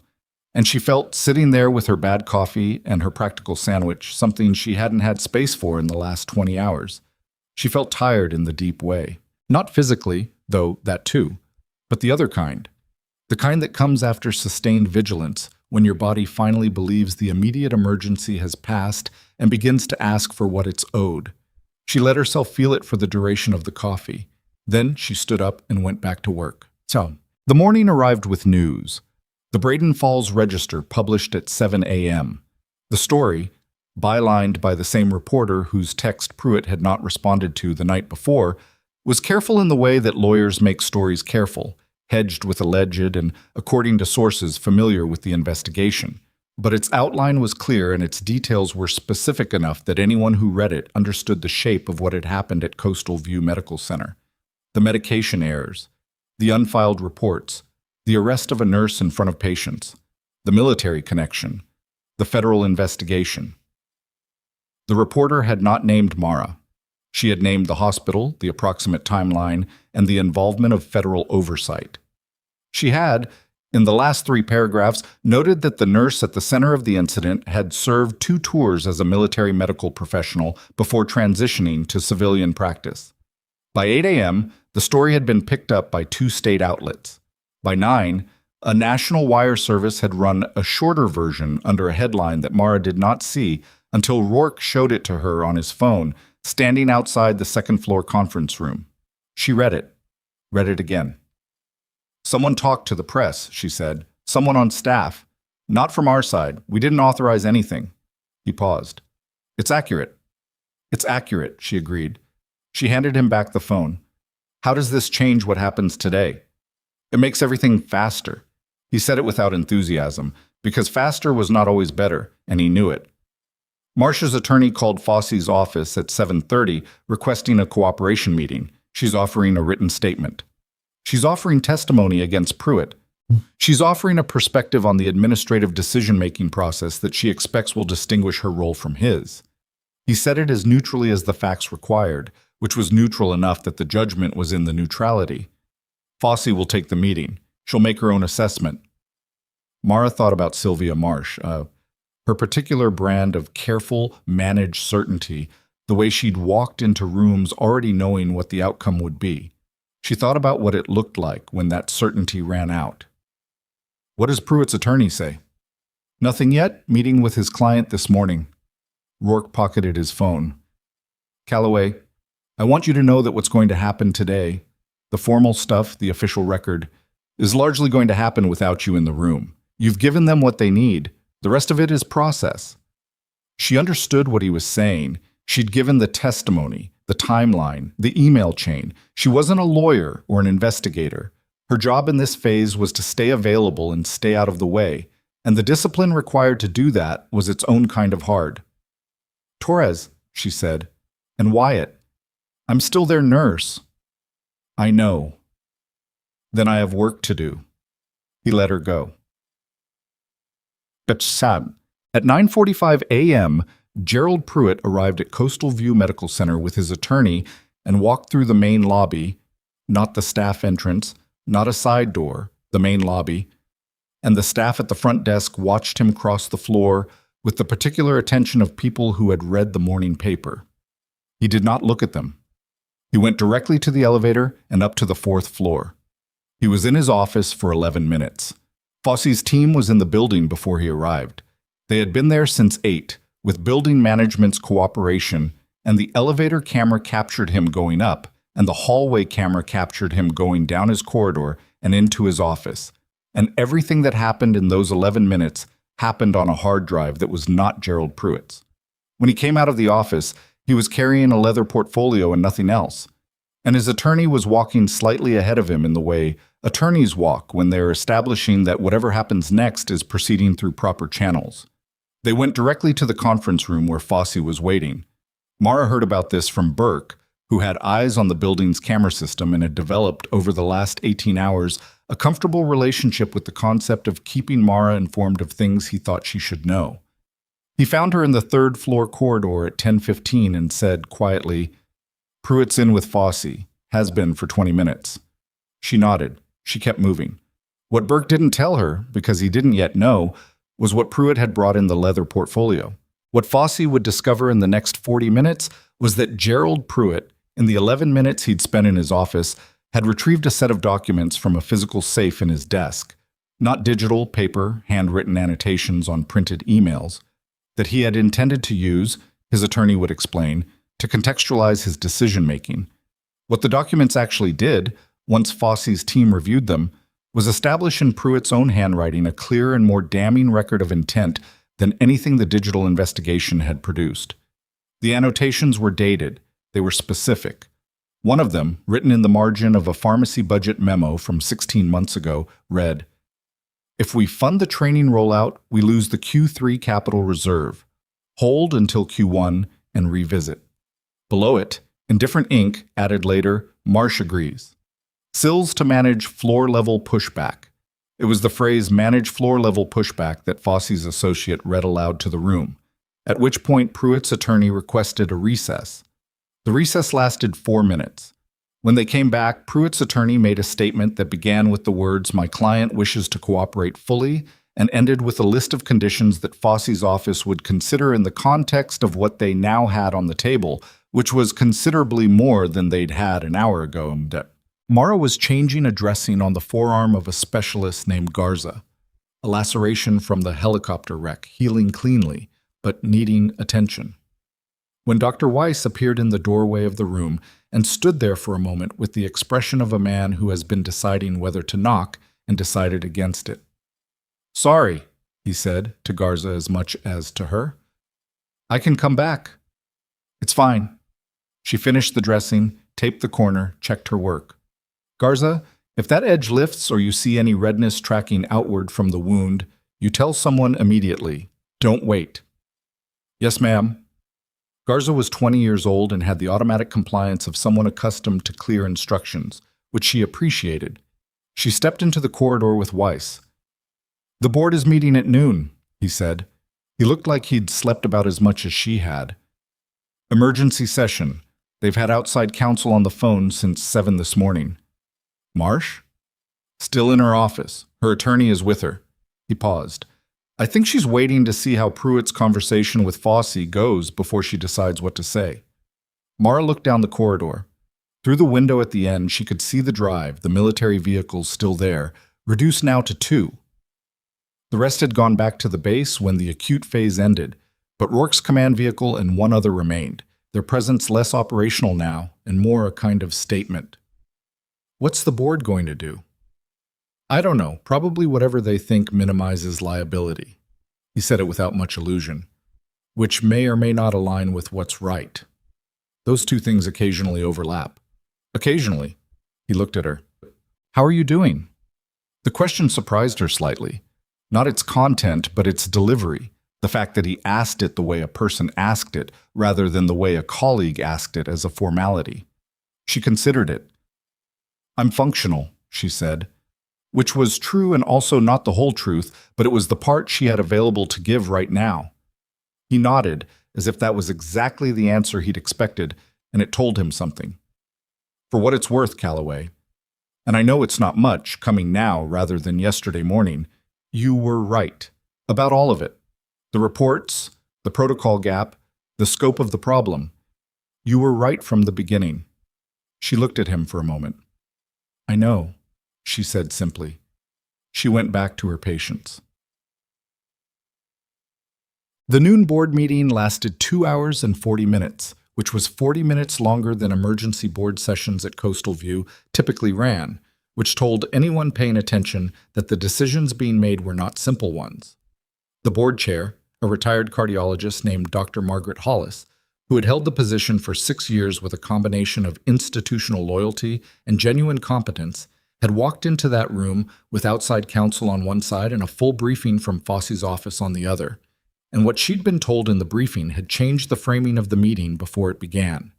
She had been told, among other things, about the 14-month memo, about the annotations, about the pattern of adverse medication events that Mara's suggestion had prompted Fosse's team to begin cross-referencing that morning.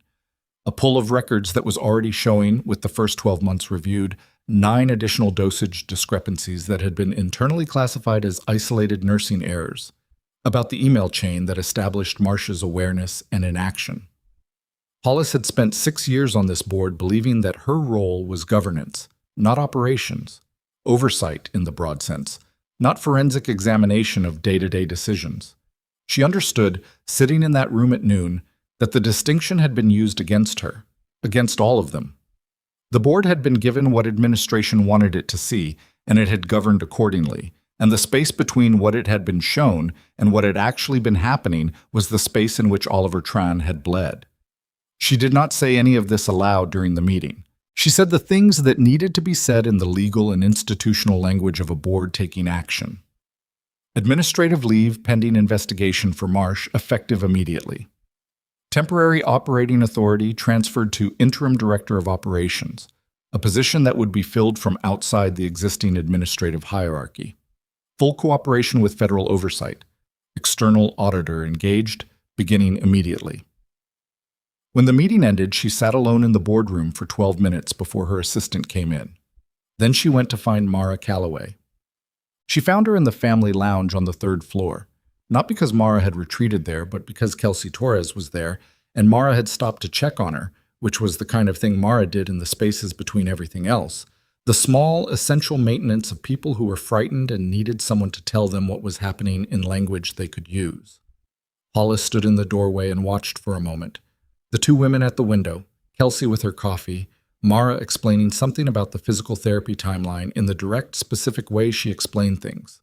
She watched the way Kelsey's posture changed as Mara talked, the slight settling, the breath. She watched a nurse do the thing that nurses do that nobody with a title ever fully accounts for. Hold the human part of an experience while the medical part is running, so that the patient and their family don't have to hold it alone. Mara saw Hollis in the doorway, excused herself from Kelsey with a brief word, walked out. Hollis said, "Do you have a few minutes?" "Yes." They found a quiet alcove at the end of the corridor. Hollis did not waste time on preamble, which Mara appreciated. "The board has taken action as of an hour ago. Dr. Marsh is on administrative leave. The federal investigation has our full cooperation. An external audit begins immediately." Mara waited. "I want to say something that is not a formal statement, not for the record." Hollis held her gaze. "I believe the board failed in its oversight function. I believe the processes that allowed this to go on for 14 months should have been caught at our level, and they weren't. I'm not asking you to accept that as an apology. I'm telling you because I think you deserve to know that it's understood." But Mara considered this. She thought about the distance between understanding and prevention, about how understanding that something went wrong was not the same as the structures that stopped it from going wrong again. She thought about saying this. She decided it was both true and not the most useful thing for this moment. What happens to the nursing staff, the ones who didn't escalate because they didn't believe it would matter? Hollis hadn't expected that question. She paused. "That's going to be part of the culture review. It should be a specific question, not a general one. People didn't speak because they'd learned that speaking didn't work. That's a system problem." Mara held the older woman's gaze evenly. "If the audit doesn't address why people stopped using the reporting channels, you'll get the same outcome in 5 years." Hollis looked at her for a long moment. "I'd like you to be part of the review. Let's get through the next week first." Chub. At 2:15 p.m., Captain Derek Voss was escorted by 2 internal affairs officers into a formal interview room at the Braden Falls Police Department's administrative office. Not the precinct, the administrative office on the other side of town, the one that handled personnel matters and disciplinary proceedings. He'd been told the meeting was voluntary. He'd come with his union rep and his attorney, and the proactive disclosure statement he'd made the day before, which he'd been told would be considered favorably. He sat across from three people he did not know and answered questions for 90 minutes about the morning of the arrest, the call from Pruitt, the nature of the agreement, what he'd been told about the documentation, what he'd understood his legal authority to be in executing an arrest on behalf of a hospital administration's complaint. He answered everything. His attorney had told him this was the path, and he took it, and he answered with the particular care of someone who was simultaneously trying to tell the truth and construct the most favorable version of the truth, which were not always incompatible. What he had not been told, and what the IA investigators had not yet told him, was that the interview was not only about the arrest. It was about a parallel inquiry into the history between Voss and Pruitt, the favor from 3 years ago, the audit that had gone away, the pattern that two investigators had spent the morning pulling from financial records and departmental decision logs. The arrest was the door. The history was the room. His union rep noticed when the questions shifted, leaned over, said quietly, "Derek, we may need to stop and reassess." Voss looked at the investigators across the table. He looked at the recording equipment. He looked at his hands. He thought about Tuesday morning, before either call from Pruitt, when he'd been sitting in his car reading the briefing note and he'd had a feeling, not quite doubt, not strong enough for that word, but a friction, a small internal resistance that he'd pushed past because it was easier to trust Pruitt than to ask the question the friction was raising. He'd felt it. He'd ignored it. "No," he said to his union rep. "It's fine. Keep going." He looked at the investigator. "What do you want to know?" What the investigator wanted to know took another 45 minutes. And when it was over, when Voss walked out of the building into the early afternoon and stood on the administrative office steps with the spring sun on his face and his attorney explaining the likely timeline of proceedings in the careful language of managed expectations, he understood, not from the words but from the structure of them, the particular shape of likely and possible and depending on cooperation, that the disclosure statement he'd filed yesterday had bought him a narrower window than he'd imagined, and that window was still closing. Mara left the hospital at 4 p.m., not because her shift was over, she'd been off the clock for 21 hours, but because Rourke had come to find her at 3:30 and said simply, "Go home, we know where you are. You're done here for today." She'd argued for half a minute. He'd been unmoved. She drove home on Route 9 with the window down, past the strip of businesses that marked the edge of Braden Falls before the road opened up toward the coast. The hardware store, the diner, the gas station with the broken sign that had been broken for the 2 years she'd been taking this route. The ordinary geography of her ordinary life, unchanged by everything that had happened in the last 36 hours. She got home. She showered. She ate something real, eggs, toast, actual food eaten at an actual table. And she sat afterward with her coffee and did not look at her phone for 20 minutes, which was more discipline than it sounds. When she looked at it, there were 11 messages. Colleagues. A former military contact she'd lost touch with who had apparently seen the newswire. Donna Kells, a text that said, "I'm sorry and nothing else," which Mara read twice and did not yet respond to. And at the bottom, an email from an address she didn't recognize with a subject line that stopped her entirely. The subject line read, Adverse Medication Events, Coastal View Medical Center, Case File Extension. She opened it. It was from Fosse's office, from Alvarez specifically, the quiet one with the notebook who asked the specific questions. It was brief. 3 paragraphs. The first confirmed that the cross-reference of adverse medication event reports over 14 months had been completed in initial review. The second stated the number of additional cases flagged for further investigation, not 9, as had seemed likely that morning. 23. The third paragraph said, "We will need your clinical expertise to assist in reviewing the case files. This is a formal request. Please confirm your availability." Mara set her phone down on the table. She looked at the wall. 23 patients. 23 cases that had been documented, closed, attributed to isolated human error, and filed away in a system managed by people who had financial incentive to call it human error rather than what it was. 23 people whose experience inside Coastal View Medical Center had been shaped by the same decision that had been written in the margin of a budget memo 16 months ago in Gerald Pruitt's handwriting. She had pulled one thread, one chart, one child, one Tuesday morning, and it had not stopped yet. She sat at the table for a long time. Outside, the afternoon was going gold and quiet, the kind of late spring evening that didn't ask anything of you, and she sat in it and let the full weight of 23 land where it needed to land, and she did not look away from it, because that was the other thing military medicine had taught her. You did not get to not know what you knew. Her phone lit up. Not Fossey this time. A number she recognized from the hospital, Burke's direct line. She answered. He said without preamble, "There's something you need to know about the footage from this morning." Something in his voice was careful in a way that made her go still. "What footage?" "The fourth floor administrative corridor, 8:45 a.m., before the board meeting." He paused. Marsh came out of her office and went to Pruitt's office. Not during the board session, before it. 20 minutes before. She had something with her. A folder. The board didn't know about the meeting with Foss yet at 8:45, Mara said. She was already thinking. No, they were briefed at 10. Another pause. The folder she carried in was not the folder she carried out. We have both on camera. What she brought out was thinner. Mara felt something shift. The particular asymmetric feeling of a situation that you thought was resolving, showing you one more edge. Does Fossey know?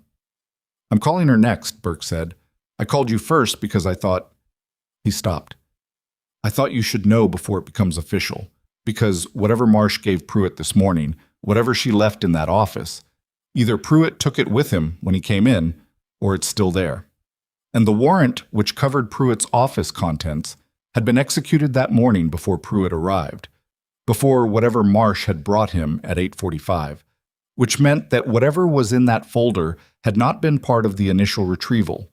And if it was still in his office now, it was sitting in a room that had already been processed, in a building under federal oversight, in a space that nobody had gone back to look at since 9 a.m. Burke, Mara said, call Fossey right now. Already dialing, he said, and the line went quiet. Fossey's team was back in Pruitt's office by 6:15 p.m. The building was quieter at that hour.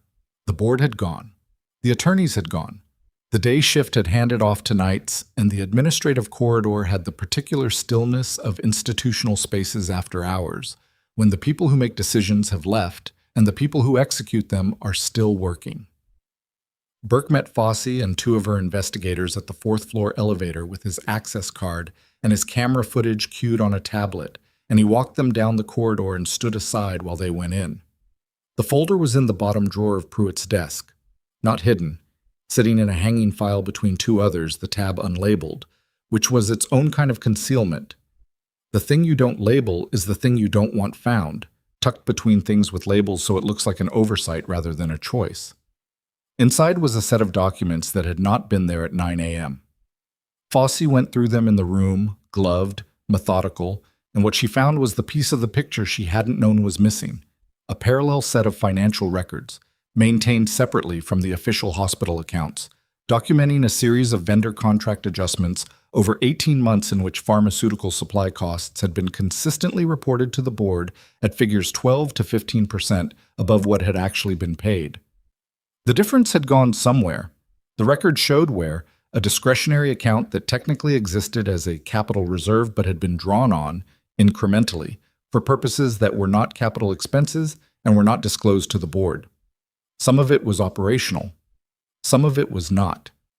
Marsh had brought these documents to Pruitt this morning. The annotations on the margins were in her handwriting. Fossey stood in the middle of Pruitt's office with the folder in her gloved hands and said nothing for a moment. Then she said, to the investigator nearest her, "Get me the DA's office. Tonight, done." Mara didn't know about the folder's contents until the following morning. What she knew that evening was that Burke had called Fossey, and Fossey had gone back to the building, and that whatever had been found was significant enough that Rourke texted her at 8:47 p.m. 4 words again, different 4. Stay close tomorrow. Early. She went to sleep at 9:30. 8 hours in her own bed with the window cracked so she could hear the water. She woke at 5 with the particular alertness of someone whose body has settled a debt and is ready to move again. She made coffee.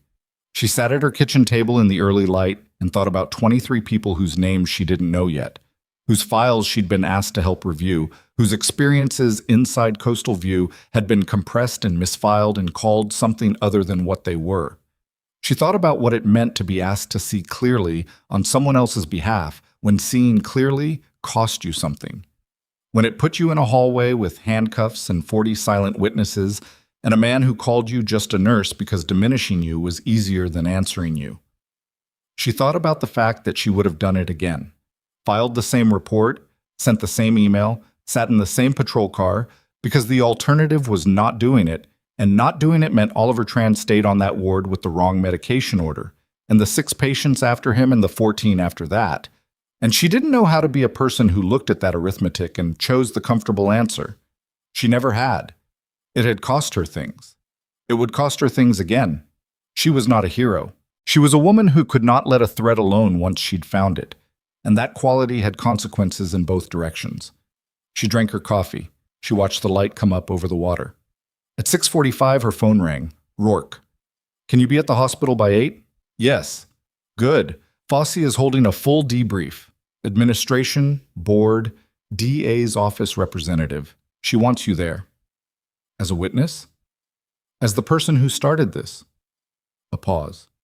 There's a difference. The meeting was in the 4th floor conference room, Marsh's conference room, the room where the Tuesday meeting had been held, the room that had produced the revised incident timeline and the consensus to hand Mara to the police. The room didn't know any of this. Rooms don't carry what happens in them. That was the particular injustice and the particular mercy of institutional spaces. Fosse ran the meeting with the compressed efficiency of someone who had a full picture and intended to give everyone else exactly as much of it as they needed to understand their situation. Board members on one side of the table, legal representation on both sides, Rourke at the far end, Mara beside him. She had not been told where to sit. She'd sat there because it was the seat that made the most sense tactically.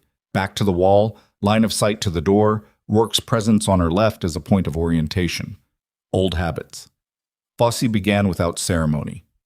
As of this morning, the federal investigation into Coastal View Medical Center has expanded to include financial fraud and falsification of board reporting records. The full scope of the audit will take several months. I'll give you what we have confirmed. She went through it. The medication reconciliation failure, its origins in the deliberate decision not to fund the pharmacy software training rollout, documented in Pruitt's handwriting.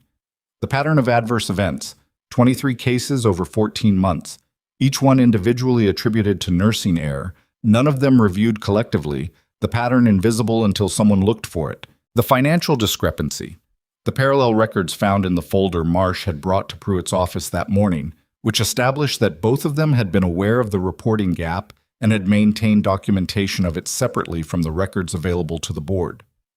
Board Chair Hollis, sitting 2 seats from Fosse, was very still. She had come into this room prepared for difficult information. She had not been prepared for quite this specific shape of it, the folder, the handwriting, the timing of what Marsh had done that morning. 8:45. Before the board meeting, bringing the records to Pruitt, not to disclose them, but to consolidate them, to make sure both of them were holding the same version of events before facing the board session.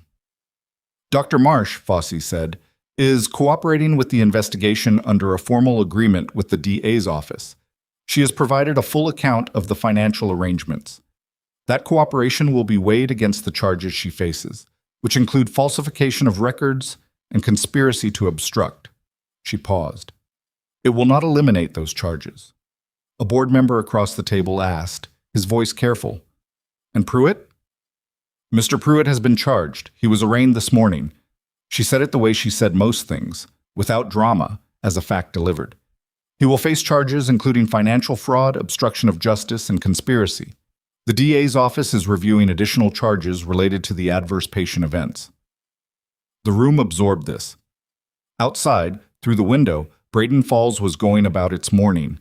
The harbor visible from here, boats on the water, a Tuesday in late April that didn't know what was happening in this room. Fosse looked at Mara. "Miss Calloway, the formal investigation has confirmed that every report you filed was properly executed through appropriate channels. that the administrative response to those reports was inadequate and deliberate, and that the actions taken against you on the morning of your arrest were coordinated at the executive level and did not meet the legal threshold for the charges cited. She paused. Your employment record will reflect none of this, formally and completely. The room was quiet. Mara said, "What about Voss?" "Captain Voss is under departmental review." The Braden Falls Police Department's Internal Affairs Division has opened a formal investigation into the arrest and into his prior professional relationship with Pruitt. The outcomes of that review are not within our jurisdiction, but we have shared our full findings with IA. Fossey held her gaze. He will not emerge from this without consequence. Mara nodded once. She didn't feel satisfaction at that exactly. She felt something closer to the absence of a held breath. The body releasing something it had been carrying so long it had stopped noticing the weight. She had not wanted Voss destroyed. She had wanted it to mean something, that he'd put the cuffs on her in front of 40 people for doing her job, and it was going to mean something, and that was enough. The 23 cases, she said, will be individually reviewed and redocumented. Each affected patient or their family will be contacted. The hospital's liability counsel is involved. Fossey met her eyes. It is going to be a long process. It should be. The meeting ended at 10:15. People dispersed in the gradual way of groups that have received significant information and need to absorb it separately. Some in the hallway in low conversation, some immediately on phones, the board chair standing at the window for a moment before her assistant touched her arm. Mara went downstairs. She checked on Wyatt, who had made it through the night without fever and whose burn coverage was looking clean at the edges, which was the small incremental victory that burn recovery was made of. She stopped in on Garza, whose laceration had stayed dry. She sat for 10 minutes with a family in the waiting room whose mother was in surgery. Not a military patient, an elderly woman from Braden Falls who had come in through the ER overnight, and whose daughter was sitting alone with her coat still on and her coffee untouched, and who needed exactly what Mara had given Kelsey Torres 2 days ago. Not false comfort, just someone to sit with the waiting and make it slightly less solitary. She did not think of this as meaningful work in the large sense. She thought of it as her job. The distinction mattered to her. At 11:30, Rourke found her at the nursing station and said, "Walk with me." They went out through the main lobby, the same lobby Voss had walked her through 2 days ago, the waiting room where the mother with the toddler had stared, the automatic doors that opened onto the circular drive. The military vehicles were gone. The ornamental grasses and the planter were moving in the harbor breeze. They stood on the sidewalk. Rourke said, "I'm being recalled to Harker tonight. The investigation doesn't need me on site anymore. Fossey's office has it. And the personnel from the crash are either on their way to recovery or transferred." "Torres," she said, "I spoke to his surgical team this morning. The prognosis is cautiously good. He has a long road." He paused. "Kelsey told me you called her every day." "Twice yesterday, once this morning." He looked at her. There was something in the look that was not the commanding officer's assessment. That other thing, the one she'd seen briefly in the drive when he first recognized her and had kept professionally submerged since. "How are you actually doing?" She thought about it with the same genuine consideration she'd given Weiss's version of the same question. "I'm okay," she said. It's not clean. None of this is clean. 23 people, 14 months. I keep turning that over." She looked at the drive. "I keep thinking about what I didn't see sooner, what I would have caught if I'd pulled those charts 6 months ago instead of when I did." "You can't." "I'm not blaming myself. I'm making a factual assessment." She said it evenly. "There's a difference between guilt and information. The information is that I could have looked earlier. I'm going to do something with that information, that's all." He looked at her for a moment. "You know, when I got the notification that a CH-47 had gone down and we were routing to Coastal View, I looked at the facility profile on the drive over, staff records. I didn't look for your name specifically, but when I saw you in that car..." He stopped. "I don't know what I thought. Something about the world being a specific kind of wrong." She looked at him. "It was." "Yeah." He put his hands in his pockets. The harbor breeze came through and moved both of them slightly, the way wind does, indifferent and constant. Fossey told me they're going to ask you to assist with the case review, the 23 files, clinical interpretation. I know. You're going to do it. It wasn't a question, but she answered it anyway. Yes. He nodded slowly, as if this confirmed something he'd calculated but wanted verified. Calloway. For whatever it's worth, say... And I know the timing is terrible, and I know it doesn't fix the part that shouldn't have happened. What you did here matters past this building, past Voss and Pruitt and the rest of it. 23 people are going to be seen because of you. He looked at her directly. I've been in rooms where things get properly accounted for. It doesn't happen as often as it should. When it does, it's because someone decided the thread was worth pulling. She held his gaze. She felt the full weight of it, not as validation because she hadn't needed him to tell her she was right, but as witness, as someone who had been in the room and seen the shape of it and was saying, I see what this cost. I see what it produced. Both things are real. Thank you, she said, for opening the door. You handed me the key. He offered his hand. She shook it. Take care of yourself, Captain. She hadn't been called that in 4 years. It landed differently than she expected. Not uncomfortably, more like something settling back into a place it had never entirely left. Safe drive, she said. She watched him go back inside. She stood on the sidewalk for a few minutes more, looking at the drive where the government vehicles had been, the space they'd left behind. The consequences came in stages, which is how consequences come when they're real rather than narrative. Not all at once, not with a single dramatic moment, but accumulated over weeks in the language of institutional process and legal proceeding. Gerald Pruitt was formally charged with financial fraud, falsification of medical records, and conspiracy to obstruct a regulatory investigation. He entered a not guilty plea that his attorney walked back 6 weeks later when the discovery evidence was laid out in full. His plea agreement, negotiated over 3 sessions with the DA's office, carried mandatory repayment, permanent bar from healthcare administration, and a sentence that his attorney had described going in as unlikely to involve incarceration. It did. 14 months, minimum security, following which he would spend 3 years in supervised release. He sold the house with the gray sectional before sentencing. Sylvia Marsh, whose cooperation had been substantial and early, received a lesser arrangement. No prison time, but permanent revocation of her medical administrator's license and a financial penalty that took most of what she'd built over 20 years. She gave a formal statement that was entered into the record and would remain there. She moved to her sister's house in another state within 2 months of sentencing. Mara did not think about her often, and when she did, it was without much emotion. Marsh had made a series of calculated choices, and the calculations had been wrong in a specific way that damaged real people, and the consequences reflected that. There was nothing more to add.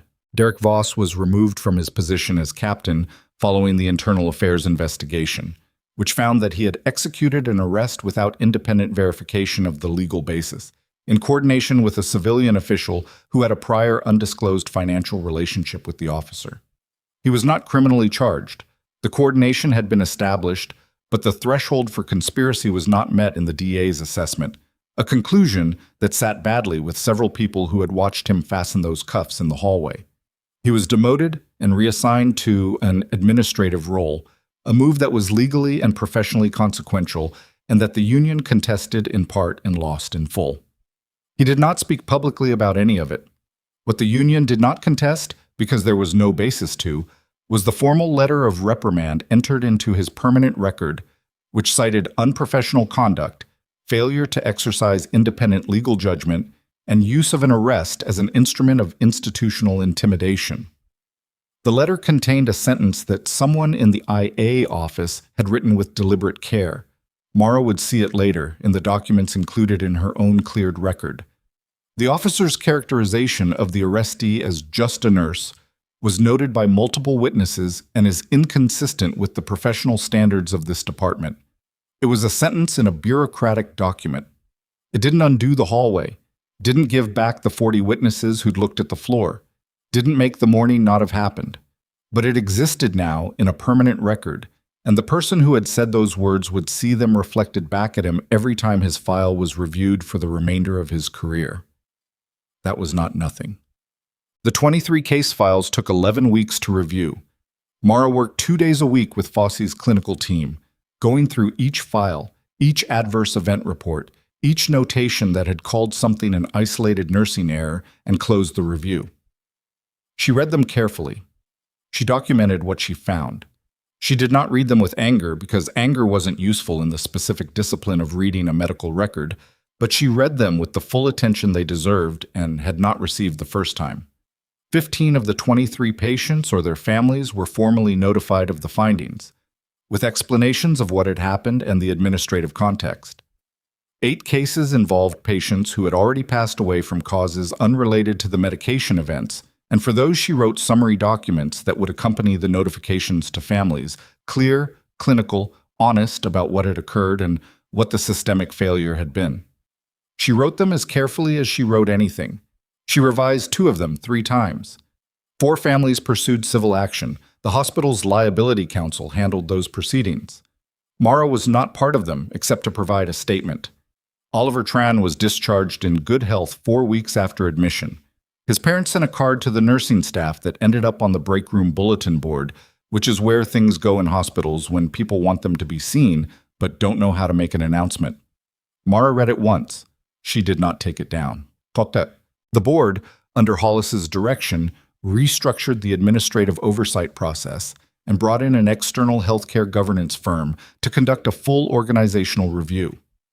The recommendations that came back were specific and numerous, and many of them were uncomfortable, because genuine recommendations always are. They don't tell you what you want to hear. They tell you what the evidence shows. And the evidence showed a culture in which reporting had been systematically disincentivized over years until the people on the ground had quietly learned that the channels didn't work. Hollis sent Mara the executive summary before it was published. A note at the top, in her handwriting. You said it should be a specific question, not a general one. We made it specific. One of the recommendations, buried in Section 4 of a 40-page document, proposed the creation of a clinical advocacy and patient safety coordinator position, a nurse-led role with direct board reporting authority, separate from the medical administration hierarchy, charged with reviewing systemic safety concerns before they became incidents. It proposed that the role be filled by someone with both bedside clinical experience and demonstrable willingness to escalate through institutional resistance. Mara received the job offer 3 weeks after the report was published. She sat on it for 4 days.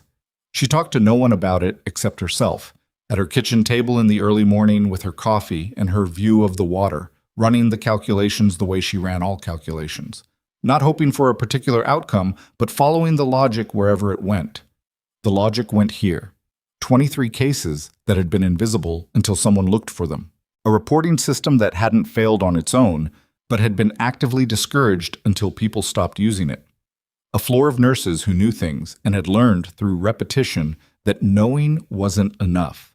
A board that had governed in good faith within a perimeter defined by people who controlled what the board could see.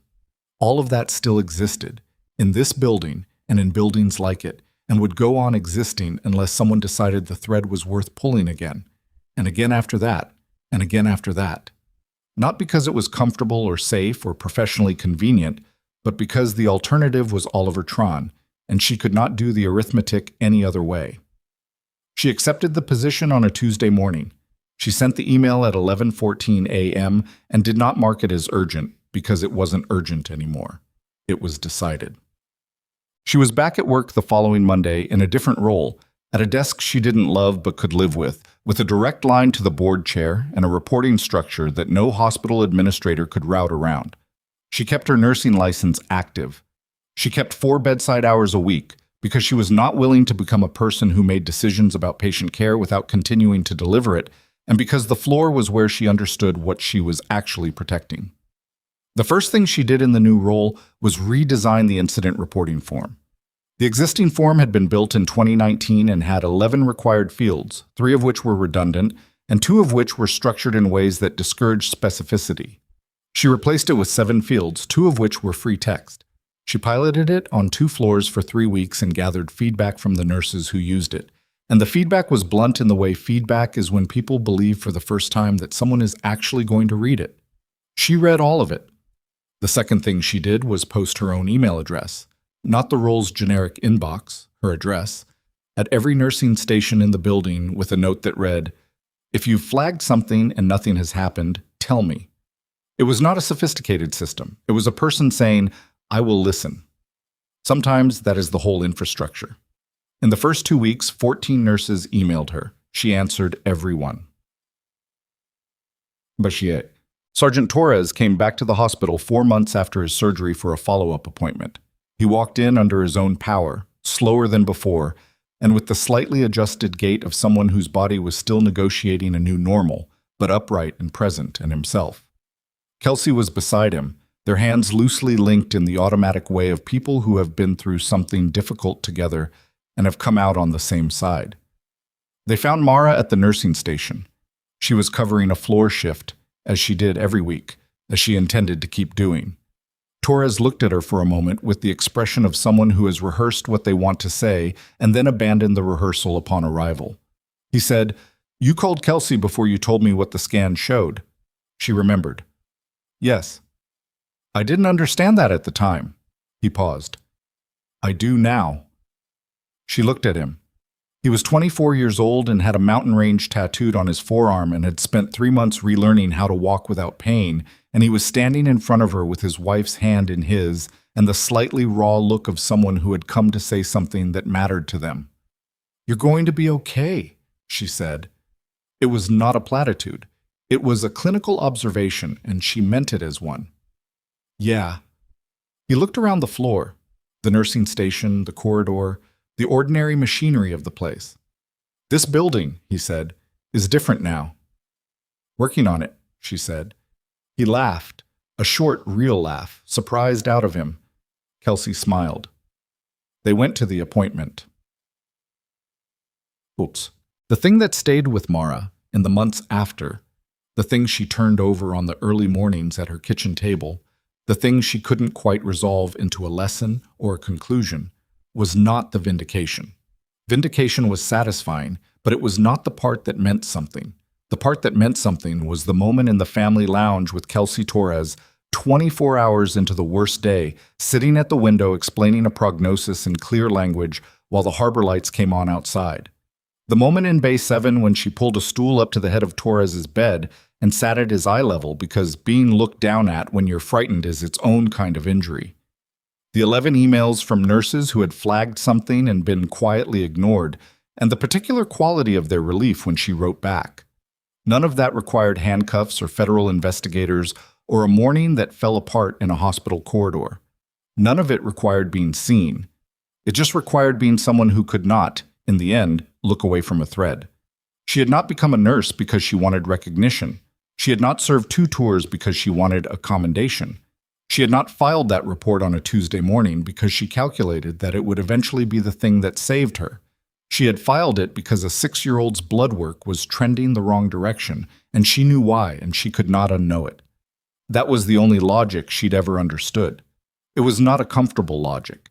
It did not negotiate with institutional convenience or self-preservation or the 40 people in a hallway who decided in the moment that staying quiet was safer than speaking. It just kept asking the next question, and the next one, and the one after that, and it did not stop asking when the answer was inconvenient, or the room went silent, or the handcuffs closed. Some people call that stubbornness. Some people call it courage. Mara called it showing up, the ordinary, undramatic daily choice to see clearly and act on what you see, even when the building you're standing in is working very hard to make you look somewhere else. She showed up on the Tuesday before it all started. She showed up in the patrol car with her jaw set and her back straight. She showed up in the trauma bay with the marks still on her wrists. She showed up in the case files, in the redesigned report form, in the 14 emails, and the ones that came after them. She was still showing up. That was the whole story, finally. Not the arrest, not the investigation, not the moment Rourke said her rank out loud in a hospital drive and watched a captain go pale. Those were the things that made it visible. The story underneath was quieter and longer and would not stop simply because the press conferences ended and the guilty had been sentenced and the board had restructured its governance. The story underneath was a nurse who paid attention, who wrote things down, who believed, against significant evidence to the contrary, that the right channel existed and was worth using, And when it failed, used it again, and when it failed again, kept the record and waited for the moment when the record would matter. The record always mattered, eventually. You just had to stay in the room long enough to see it,